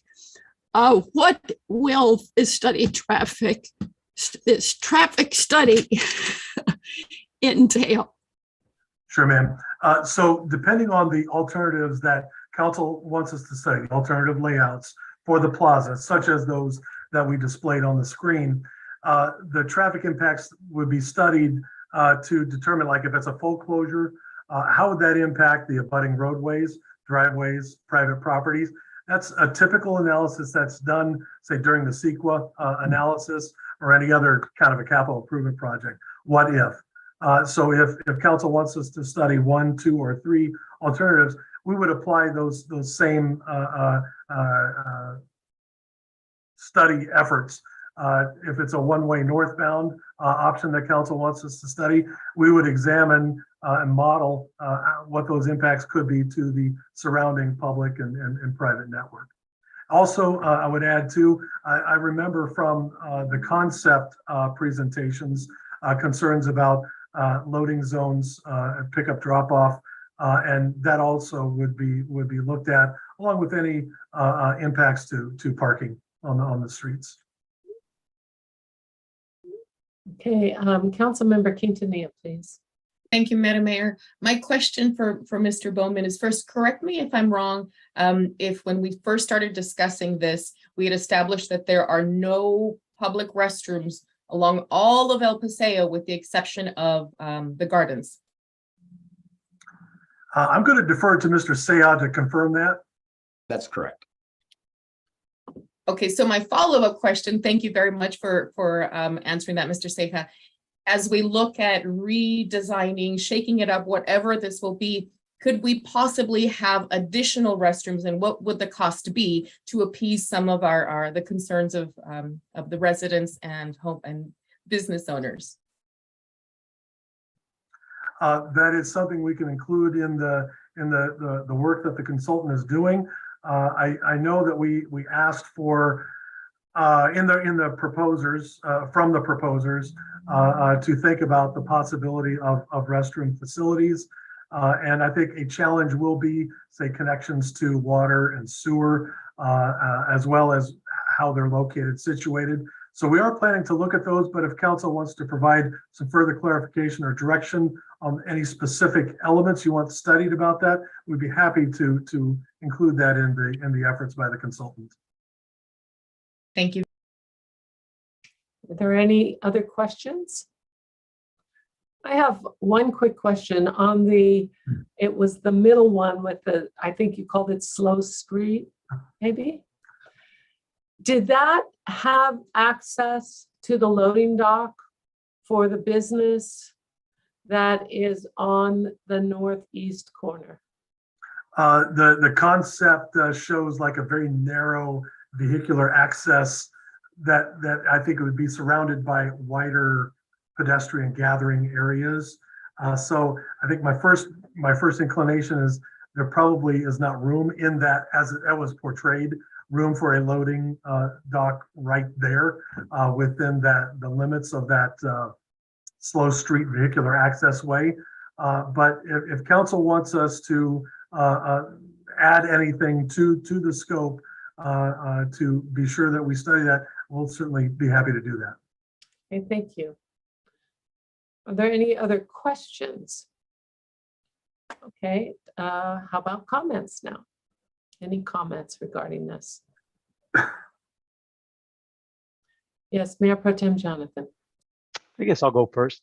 You know, the issue of restrooms, I don't mind at all staffs studying that. I do note that there are many restrooms on El Paseo. They're in restaurants, they're in bars, they're in the stores. So, you know, hopefully the idea is to draw people to El Paseo so that they are then drawn to those businesses and are free to use those restrooms.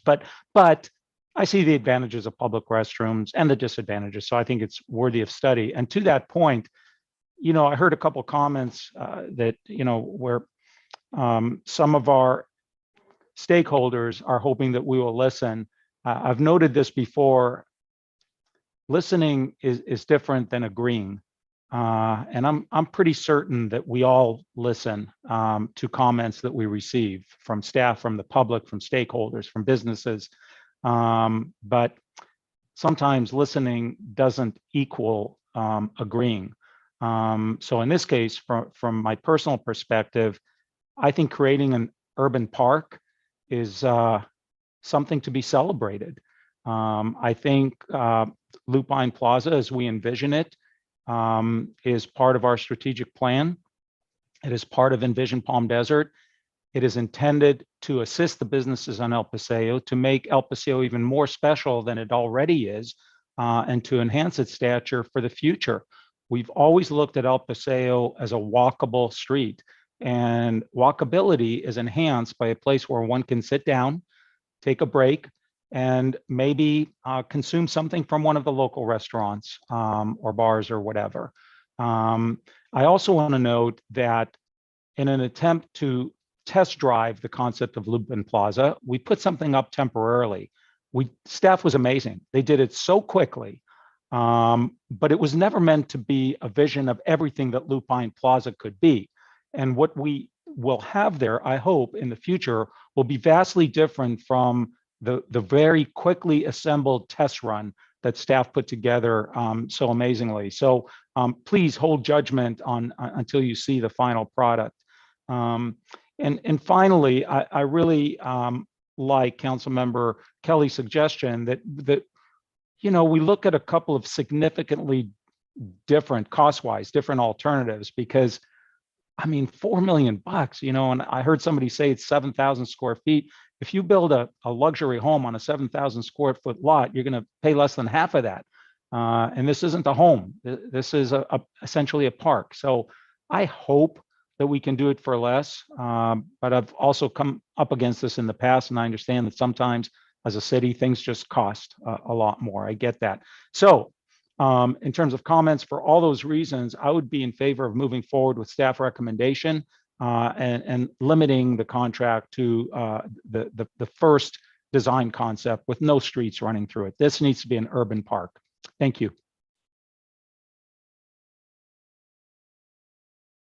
Councilmember Nastandi, please. Yes, thank you, Mayor. And I'll just reinforce what Councilmember Jonathan said, and I like your choice of words, urban park.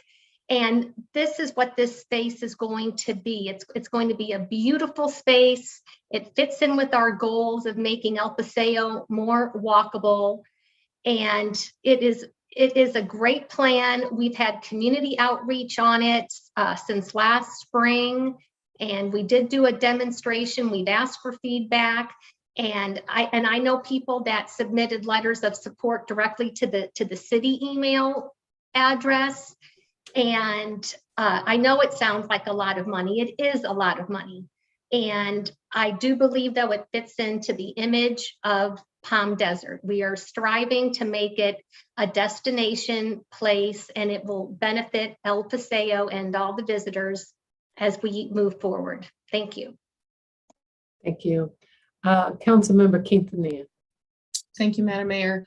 In following some of the great points that my peers are making, I say that there aren't quite the public restrooms because if you're walking down when the shops are closed, for example, I don't know who watches what channel in the mornings, but when Patrick Evans does his feed and he says, here's the El Paseo cam, and this guy walks his 3 dogs every day, he's regular. So that's before a lot of businesses open. So if we were to consider that because it's a walkable area, we do need public restrooms.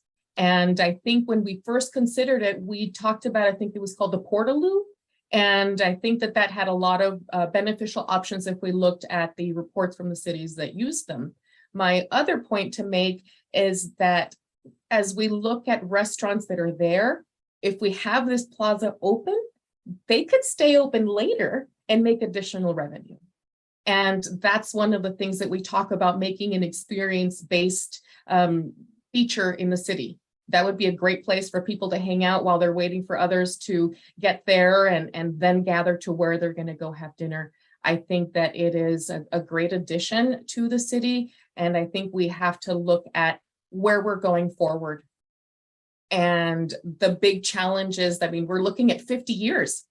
Who would have thought that we were here when the city was first founded 50 years ago? So I think that this is a step of progress towards the future. Thank you. Councilmember Kelly, please. Thank you. Quite a few of those who commented here and before the meeting have asked, what are you trying to accomplish? And I want to be clear about what prompts me to really want to move forward with some version of this project. When we did the Gibbs study on El Paseo, one conclusion, one takeaway was very, very clear. The north side of the street gets more sun, which creates a disincentive for people to cross from the south to the north and impacts all of the businesses on the north.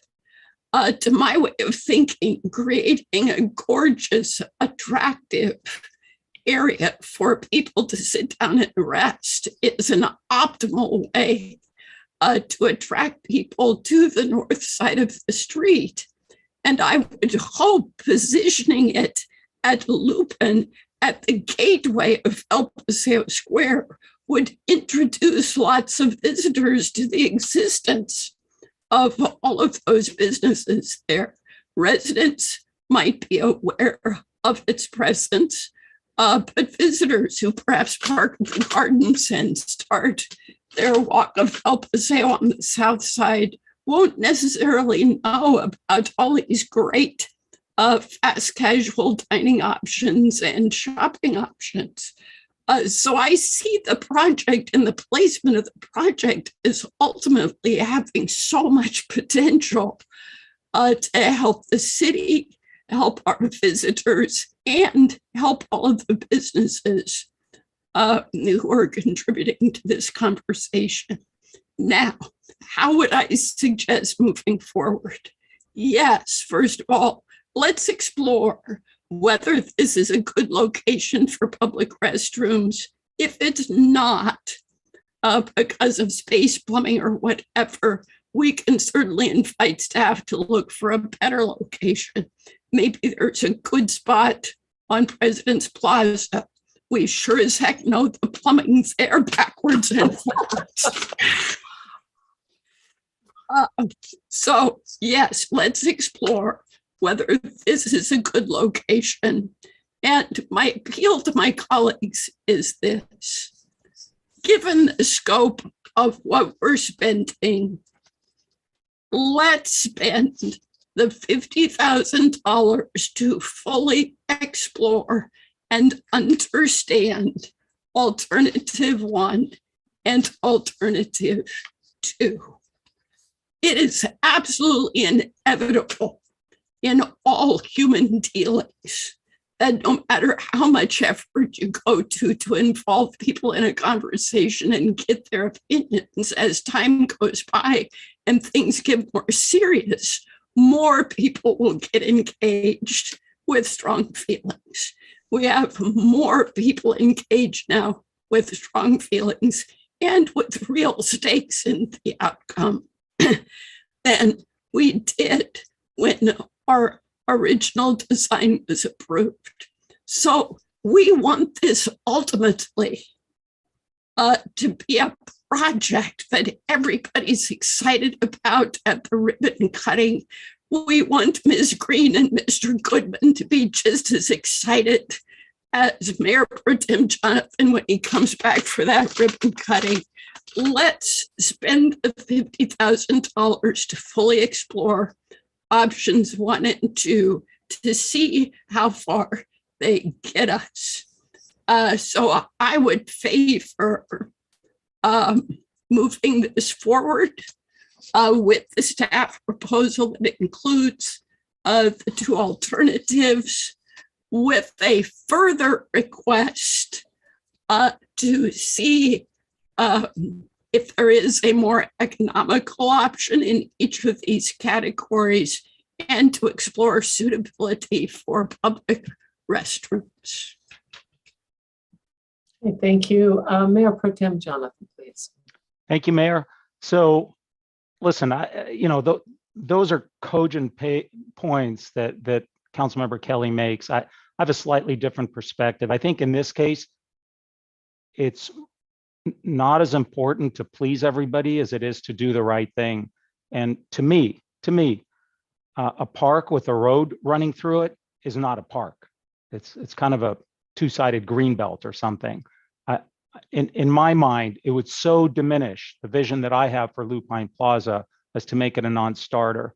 So while I'll appreciate that perspective, I think we need to go all in on this and make it a true urban park, meaning no road running through it. So I stand by my original suggestion that we accept staff recommendation, but only with Plan 1. Thank you. Councilmember Quintanilla, please. Thank you, Madam Mayor. I understand and support that having a road run through it doesn't make it a park anymore, because you can't have your kids running around. If anybody knows, when you take your kid somewhere and set them down, they're going to run all over the place. And to me, that's a concern. Having it be one way, I think that's another challenge. I think that we've seen, and yes, right now, El Paseo, it's running 2 ways. If we suddenly change things where something is only one way, we have seen people from out of town have trouble adjusting to one-way streets in Palm Springs, for example. So I think the challenge of having the road go through it is a safety concern. And I think that having the one-way street is a secondary, but almost equal concern. And there are so many options of how it can be done. But I think that considering safety is our #1 priority. Thank you. Okay, thank you. Are there any other comments? Any further discussion? Are you ready for a motion, Mayor? Yes, I believe so. And I do want to note that there are members of the public. I see hands up, but we have concluded public comment. That's why we had it at the beginning, so that we could hear your comments and consider them in the discussion. So yes, I would entertain a motion. Thank you. I'll move for approval of staff recommendation, limiting the contract to design 1, meaning no road running through the park. I would second that motion. And for clarification, that would also include the exploration of a restroom and looking at the cost alternatives. Thank you. Absolutely. Yes. Thank you. And I'm seconding that motion. Okay. I would like to, if I may, add a friendly amendment to it.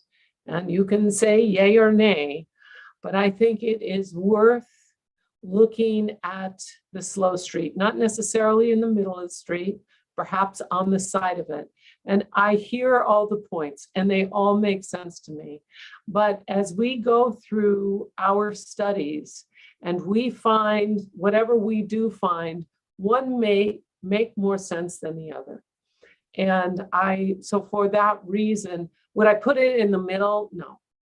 I would not, but we have the option to provide direction. So I would just offer that for consideration to the maker of the motion. Yeah, and with respect, and I understand your perspective, and I respect it, but I'm going to decline because I just think a road is going to take space away from the park. A road is going to create safety issues, and a road will make that park, will make Lupine Plaza less than all that it can be. And I really feel passionately that we get one chance to get this right. And I think getting it right means a park, and a park means not having a road running through it or along it. So with respect, I'm going to stick with the original motion. We'll see how it goes. Okie doke. Are there any additional comments, any more discussion? Okay, seeing none. May we have a roll call vote, please? Mayor Pro Tem Jonathan. Aye. Councilmember Kelly. No. Councilmember Nestandi. Yes. Councilmember Quintanilla. Aye. Mayor Harnick. No. I'm sorry, I miscounted. So It's 3-2, yes. okay, thank you. Motion passes 3-2. Okay, thank you. Okay, we will now move on to D, award contract to Herman Design Group of Palm Desert, California for design services of Green Street box renovation and turf reduction at Desert Willow Golf Resort in the amount of $305,100, project number 854-21. And who gives us our report? Clay, would you elevate the project manager, Audrey Nickerson, please?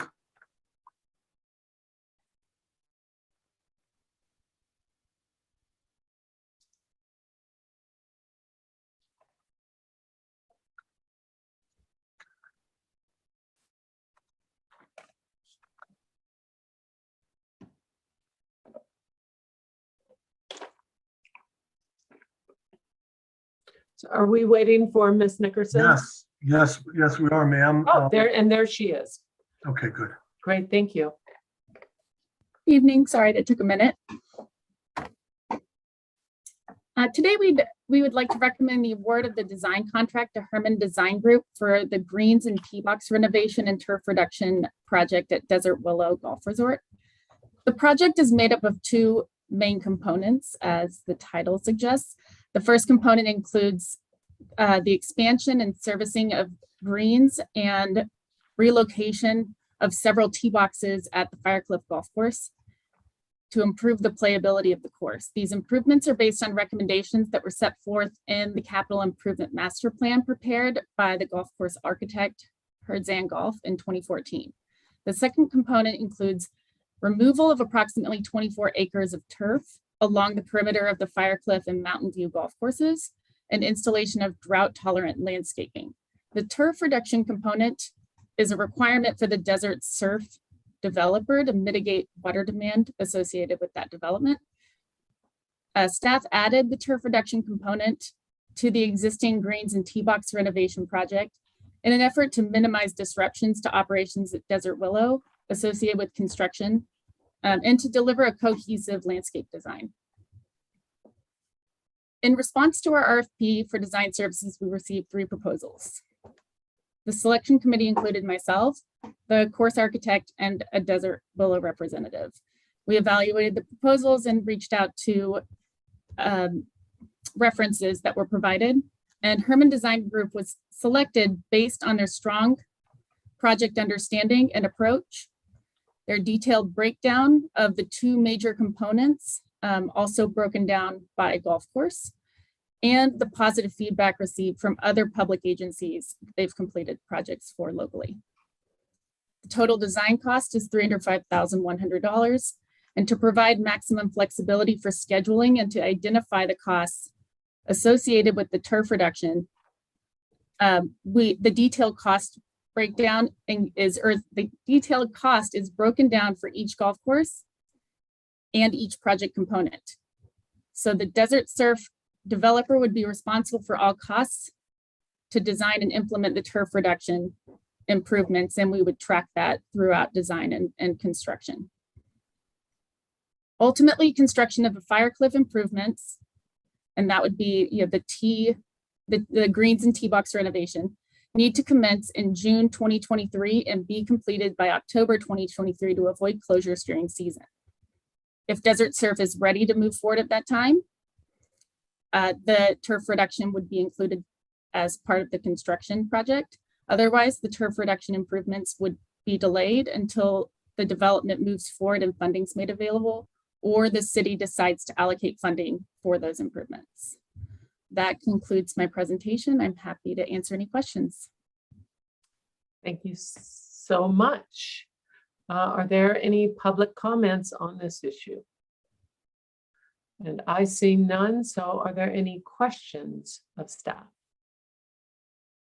And Mayor Pro Tem Jonathan, please. Thank you, Mayor.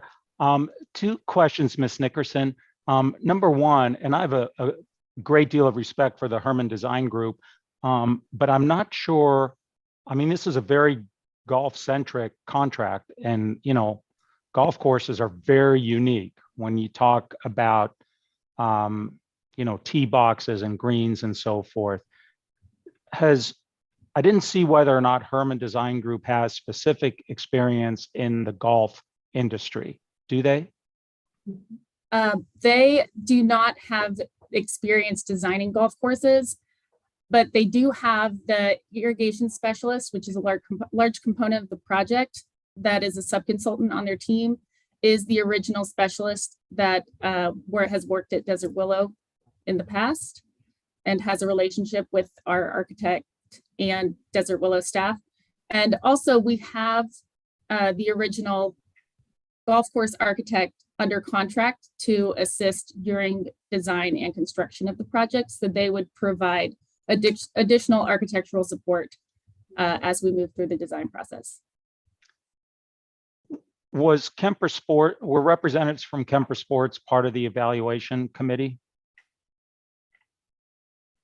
We had Derek White was on the selection committee in addition to Herdzan.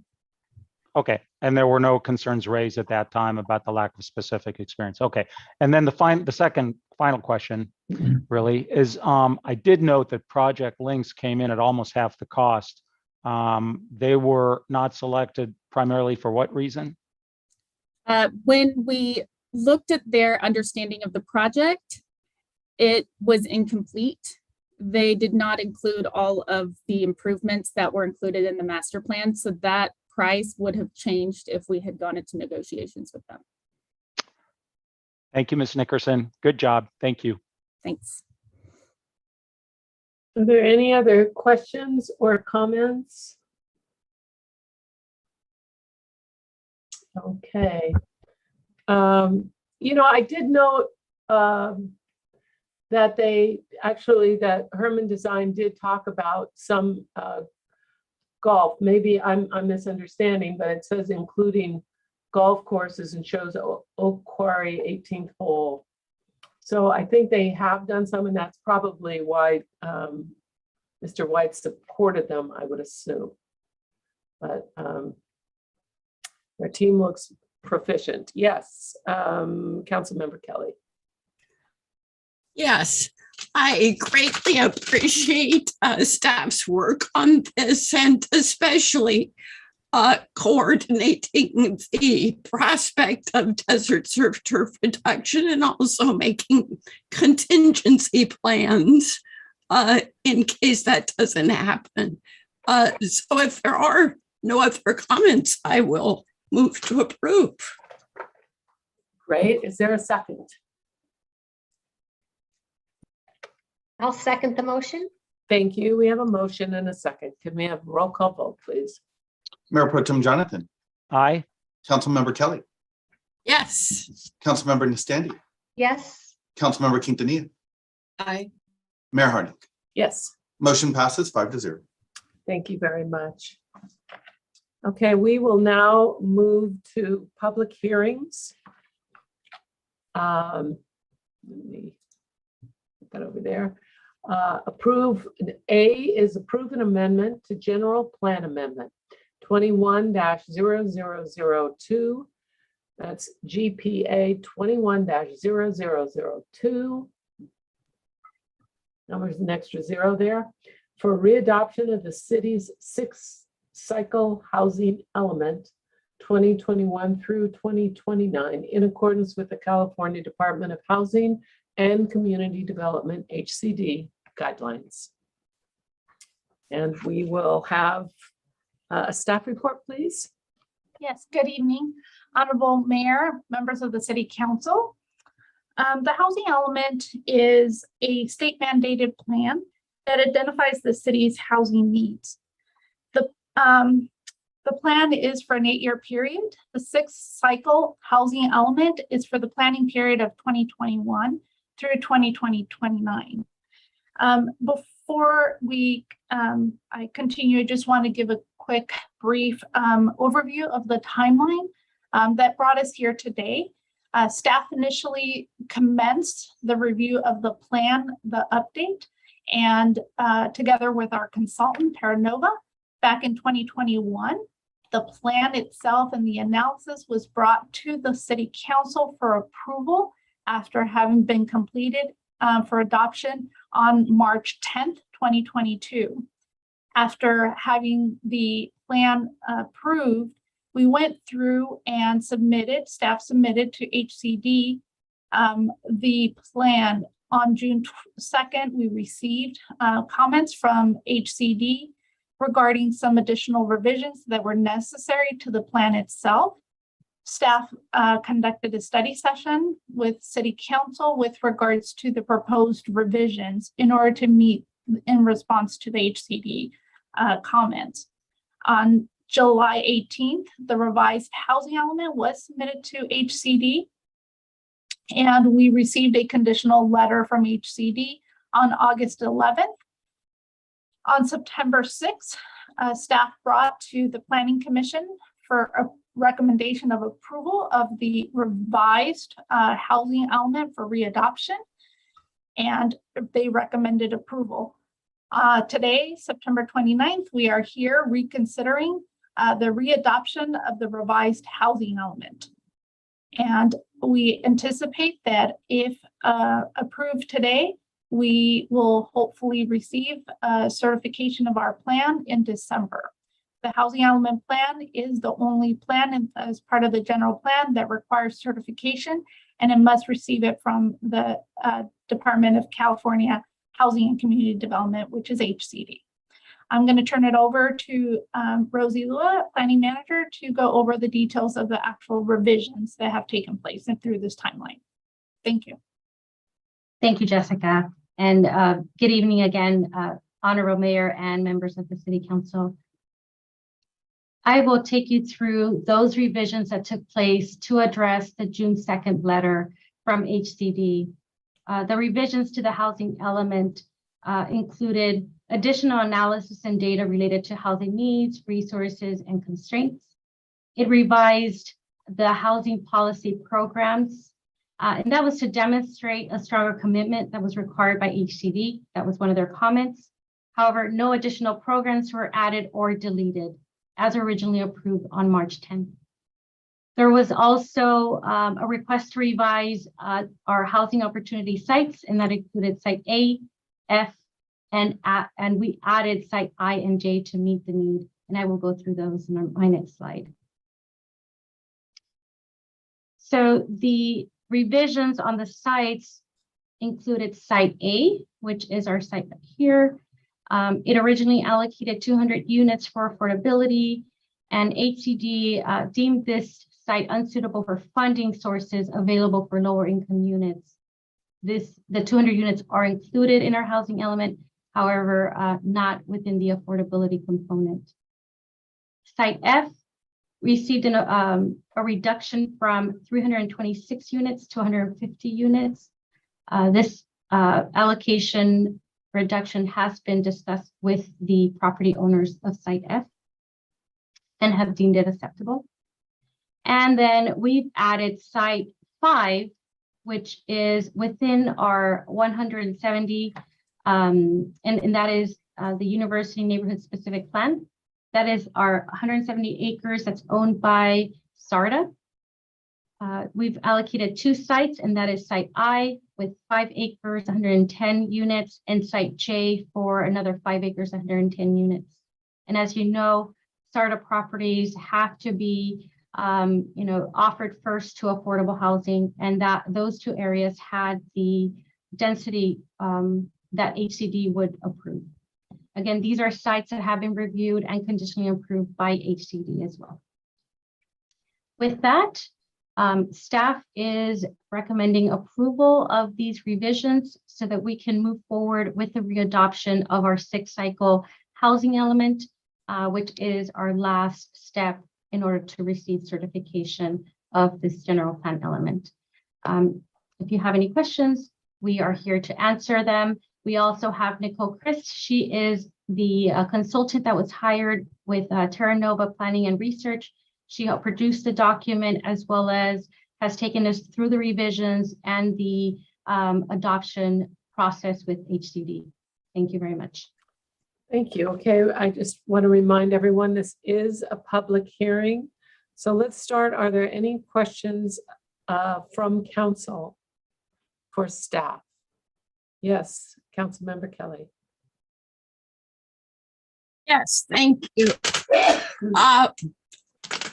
In various settings, I've heard members of the public express concern that the city is, if you will, dumping all of its affordable housing in the northern part of the city. And when I'm able to engage people in conversation about this, I find that most folks are totally unaware of how much affordable housing is dispersed throughout our city, both city-owned and privately owned. We take pride in the fact that it's interspersed so well, it's not that noticeable. So I know you've shared this number in past settings, but do you have handy a number representing how much existing affordable housing, very low, moderate income already exists in other parts of the city apart what's shown on the map we just saw? Yes, Councilmember Kelly, and we've prepared a slide showing a map, and I will let my colleagues speak on that. Give me 1 second so I can share. While she's sharing, that is correct, Councilmember Kelly. We have a lot of existing affordable housing communities. The Palm Desert Housing Authority owns 15 properties, and consisting of those is over 1,100 units. In addition to that, we have private developments that have either been setting aside affordable housing units through a density bonus housing agreement, or other commitments that the Housing Authority has provided in loan assistance for the development of the communities that consist of about another 495 units. So in total, about 1,600 units in addition that are existing throughout the city. This map right here shows you the majority of our, a good number of those units are within our major corridor area in our Palma Village area, as well as dispersed throughout some of our other areas in the eastern side towards Washington area. We have 3 big communities on that end. And then we also have a number of other ones in the middle core, such as the Sands and a couple other ones, yes, in that area. And a few other ones dispersed throughout our area, south of Country Club. And Councilwoman Kelly, if I could add,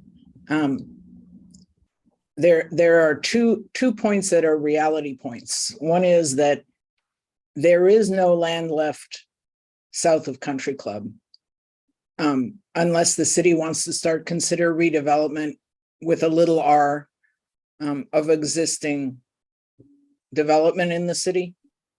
And the city also has more than 4,000 units of above moderate income housing planned for the area from Frank Sinatra north. So there is not a concentration proposed. There is a mix of income ranges proposed on vacant lands that remain available for development. Thank you. Are there any other questions?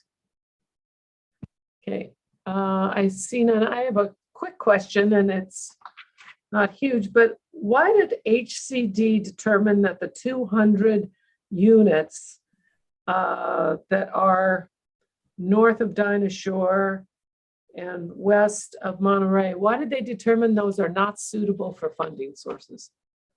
Do we know that? We have two issues. The first is that statutorily, our minimum affordable housing density is supposed to be 30 to the acre. That's in government code. HCD, we demonstrated to HCD that in our area that is not the case, and they took a more realistic approach and accepted our approach for the range of about 22 to the acre that we put into the housing element. Okay. Because site A is designated at 10 to 15 per acre, they would not consider that to be fundable under current standards. Okay, now, and since we have the applicant answering questions, I really should open the public hearing. And Madam Mayor? Yes. Before you do that, Councilmember Quintanilla's computer has glitched and she is not able to connect. And since this is a public hearing, we should probably take a short recess so we can get her connected. Absolutely, thank you.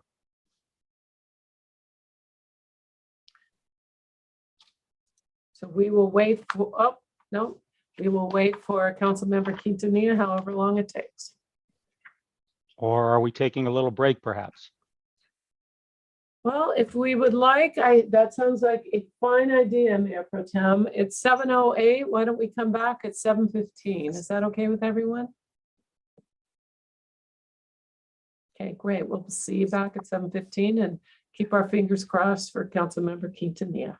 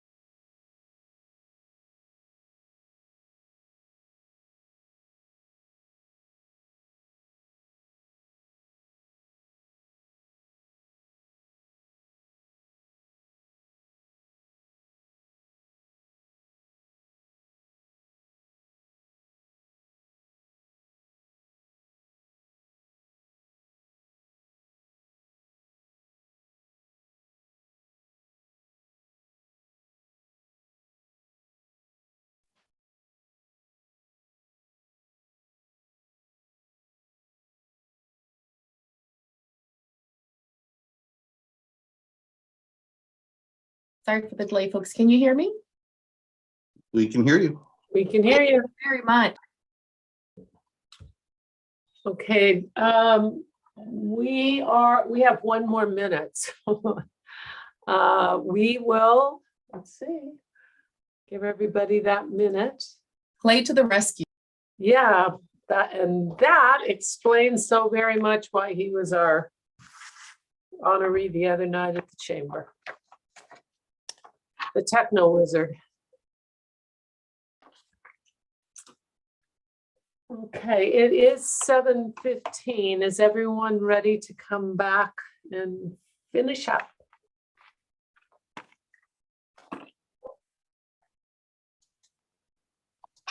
Oh, there we go. No.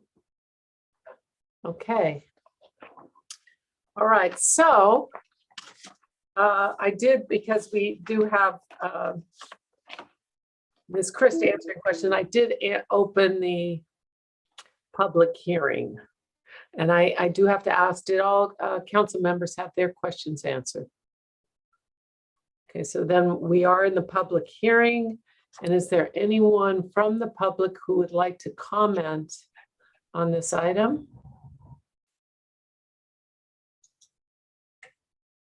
And I see no one.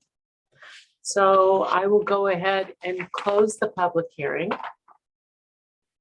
and ask for council member comments. Are there any comments? Yes, Council Member Kelly. Well, I always look forward to issues involving Miss Christie because I get to take a trip to the beach with your background. And of course, your analysis is always so helpful. And I do want to greatly compliment staff for all of your work on the housing element. It's a huge, huge endeavor. And the extra layer of back and forth with HCD presented some added challenges, but you've worked through those admirably to help Desert continue to achieve our goal of providing a variety of housing types throughout the city and interspersing those housing options. So kudos. I'm ready to approve it as soon as others have their chance to speak. Thank you. Councilmember Quintanilla, please. Thank you, Madam Mayor. I don't know if it may have come up while I was having my technical difficulties, but I wanted to commend staff and the fact that we are well ahead of the regional housing needs. So every city has their responsibility for moving ahead and providing housing. So thanks to our staff and the future planning, we are on track. A lot of cities are way behind, so we are ahead of the game, and wanted to say thank you to all staff involved. Are there any other comments? Okay, Councilmember Kelly, did you want to make that motion?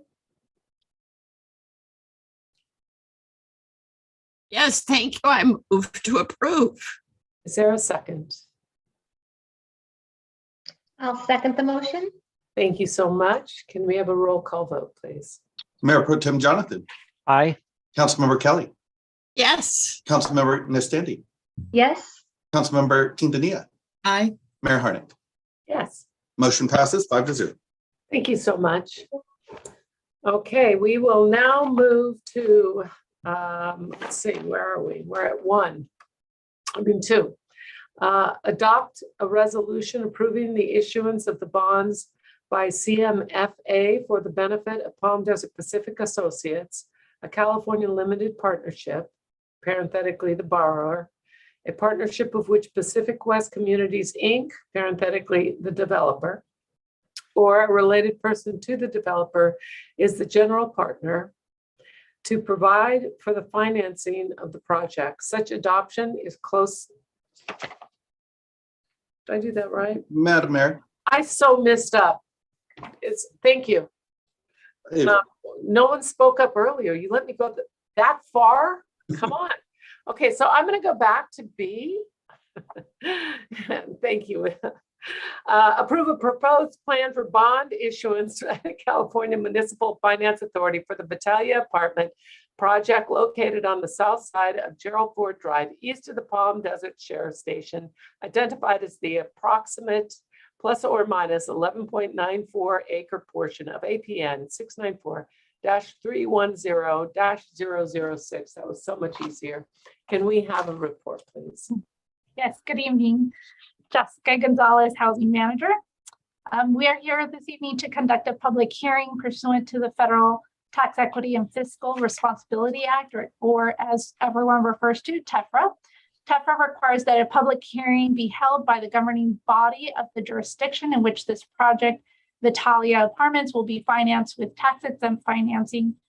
And the governing body, which is the city, would be approving the proposed financing at the same time. Pacific West Communities has asked California Municipal Finance Authority, which is CMFA, be the issuer of the tax-exempt financing in the amount of $62 million. This is for the Battaglia Apartments, 269-unit multifamily affordable community located on the south side of Gerald Ford. CMFA, the debt will be issued by CMFA. They will be the sole responsibility of the borrower, and the city will not have any financial or legal obligation. The city will also not bear any cost in the issuance of the proposed debt. Travis Cooper with CMFA is here as well if we have any specific questions regarding this public hearing. Thank you so much. Are there any council member questions for staff? Anybody from council have any questions? Seeing none, I will open the public hearing at this time.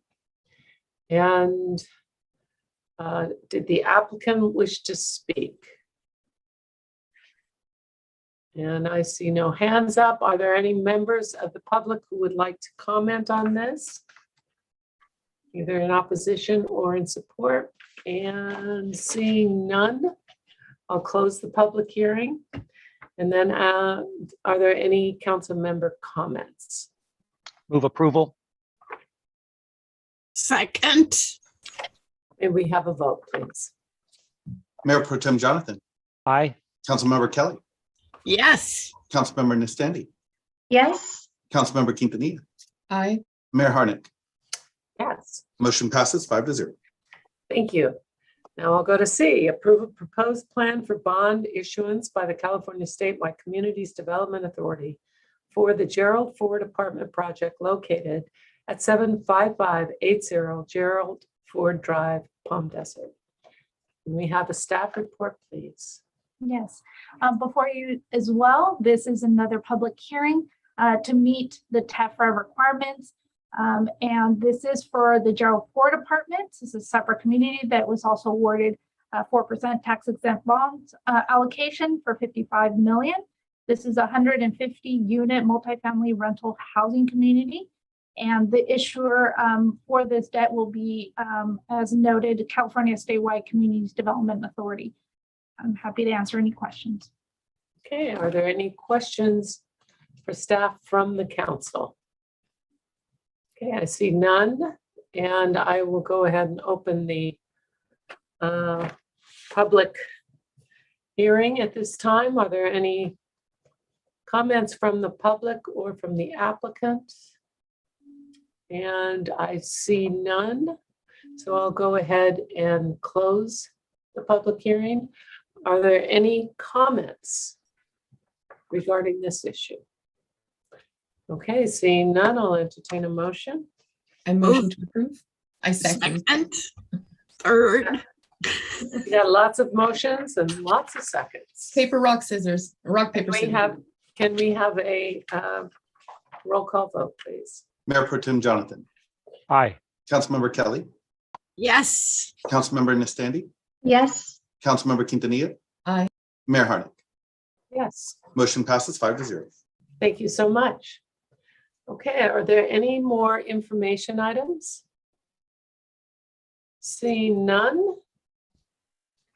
Our business is done here today, and I will adjourn the meeting, and we will be back here on October 13th.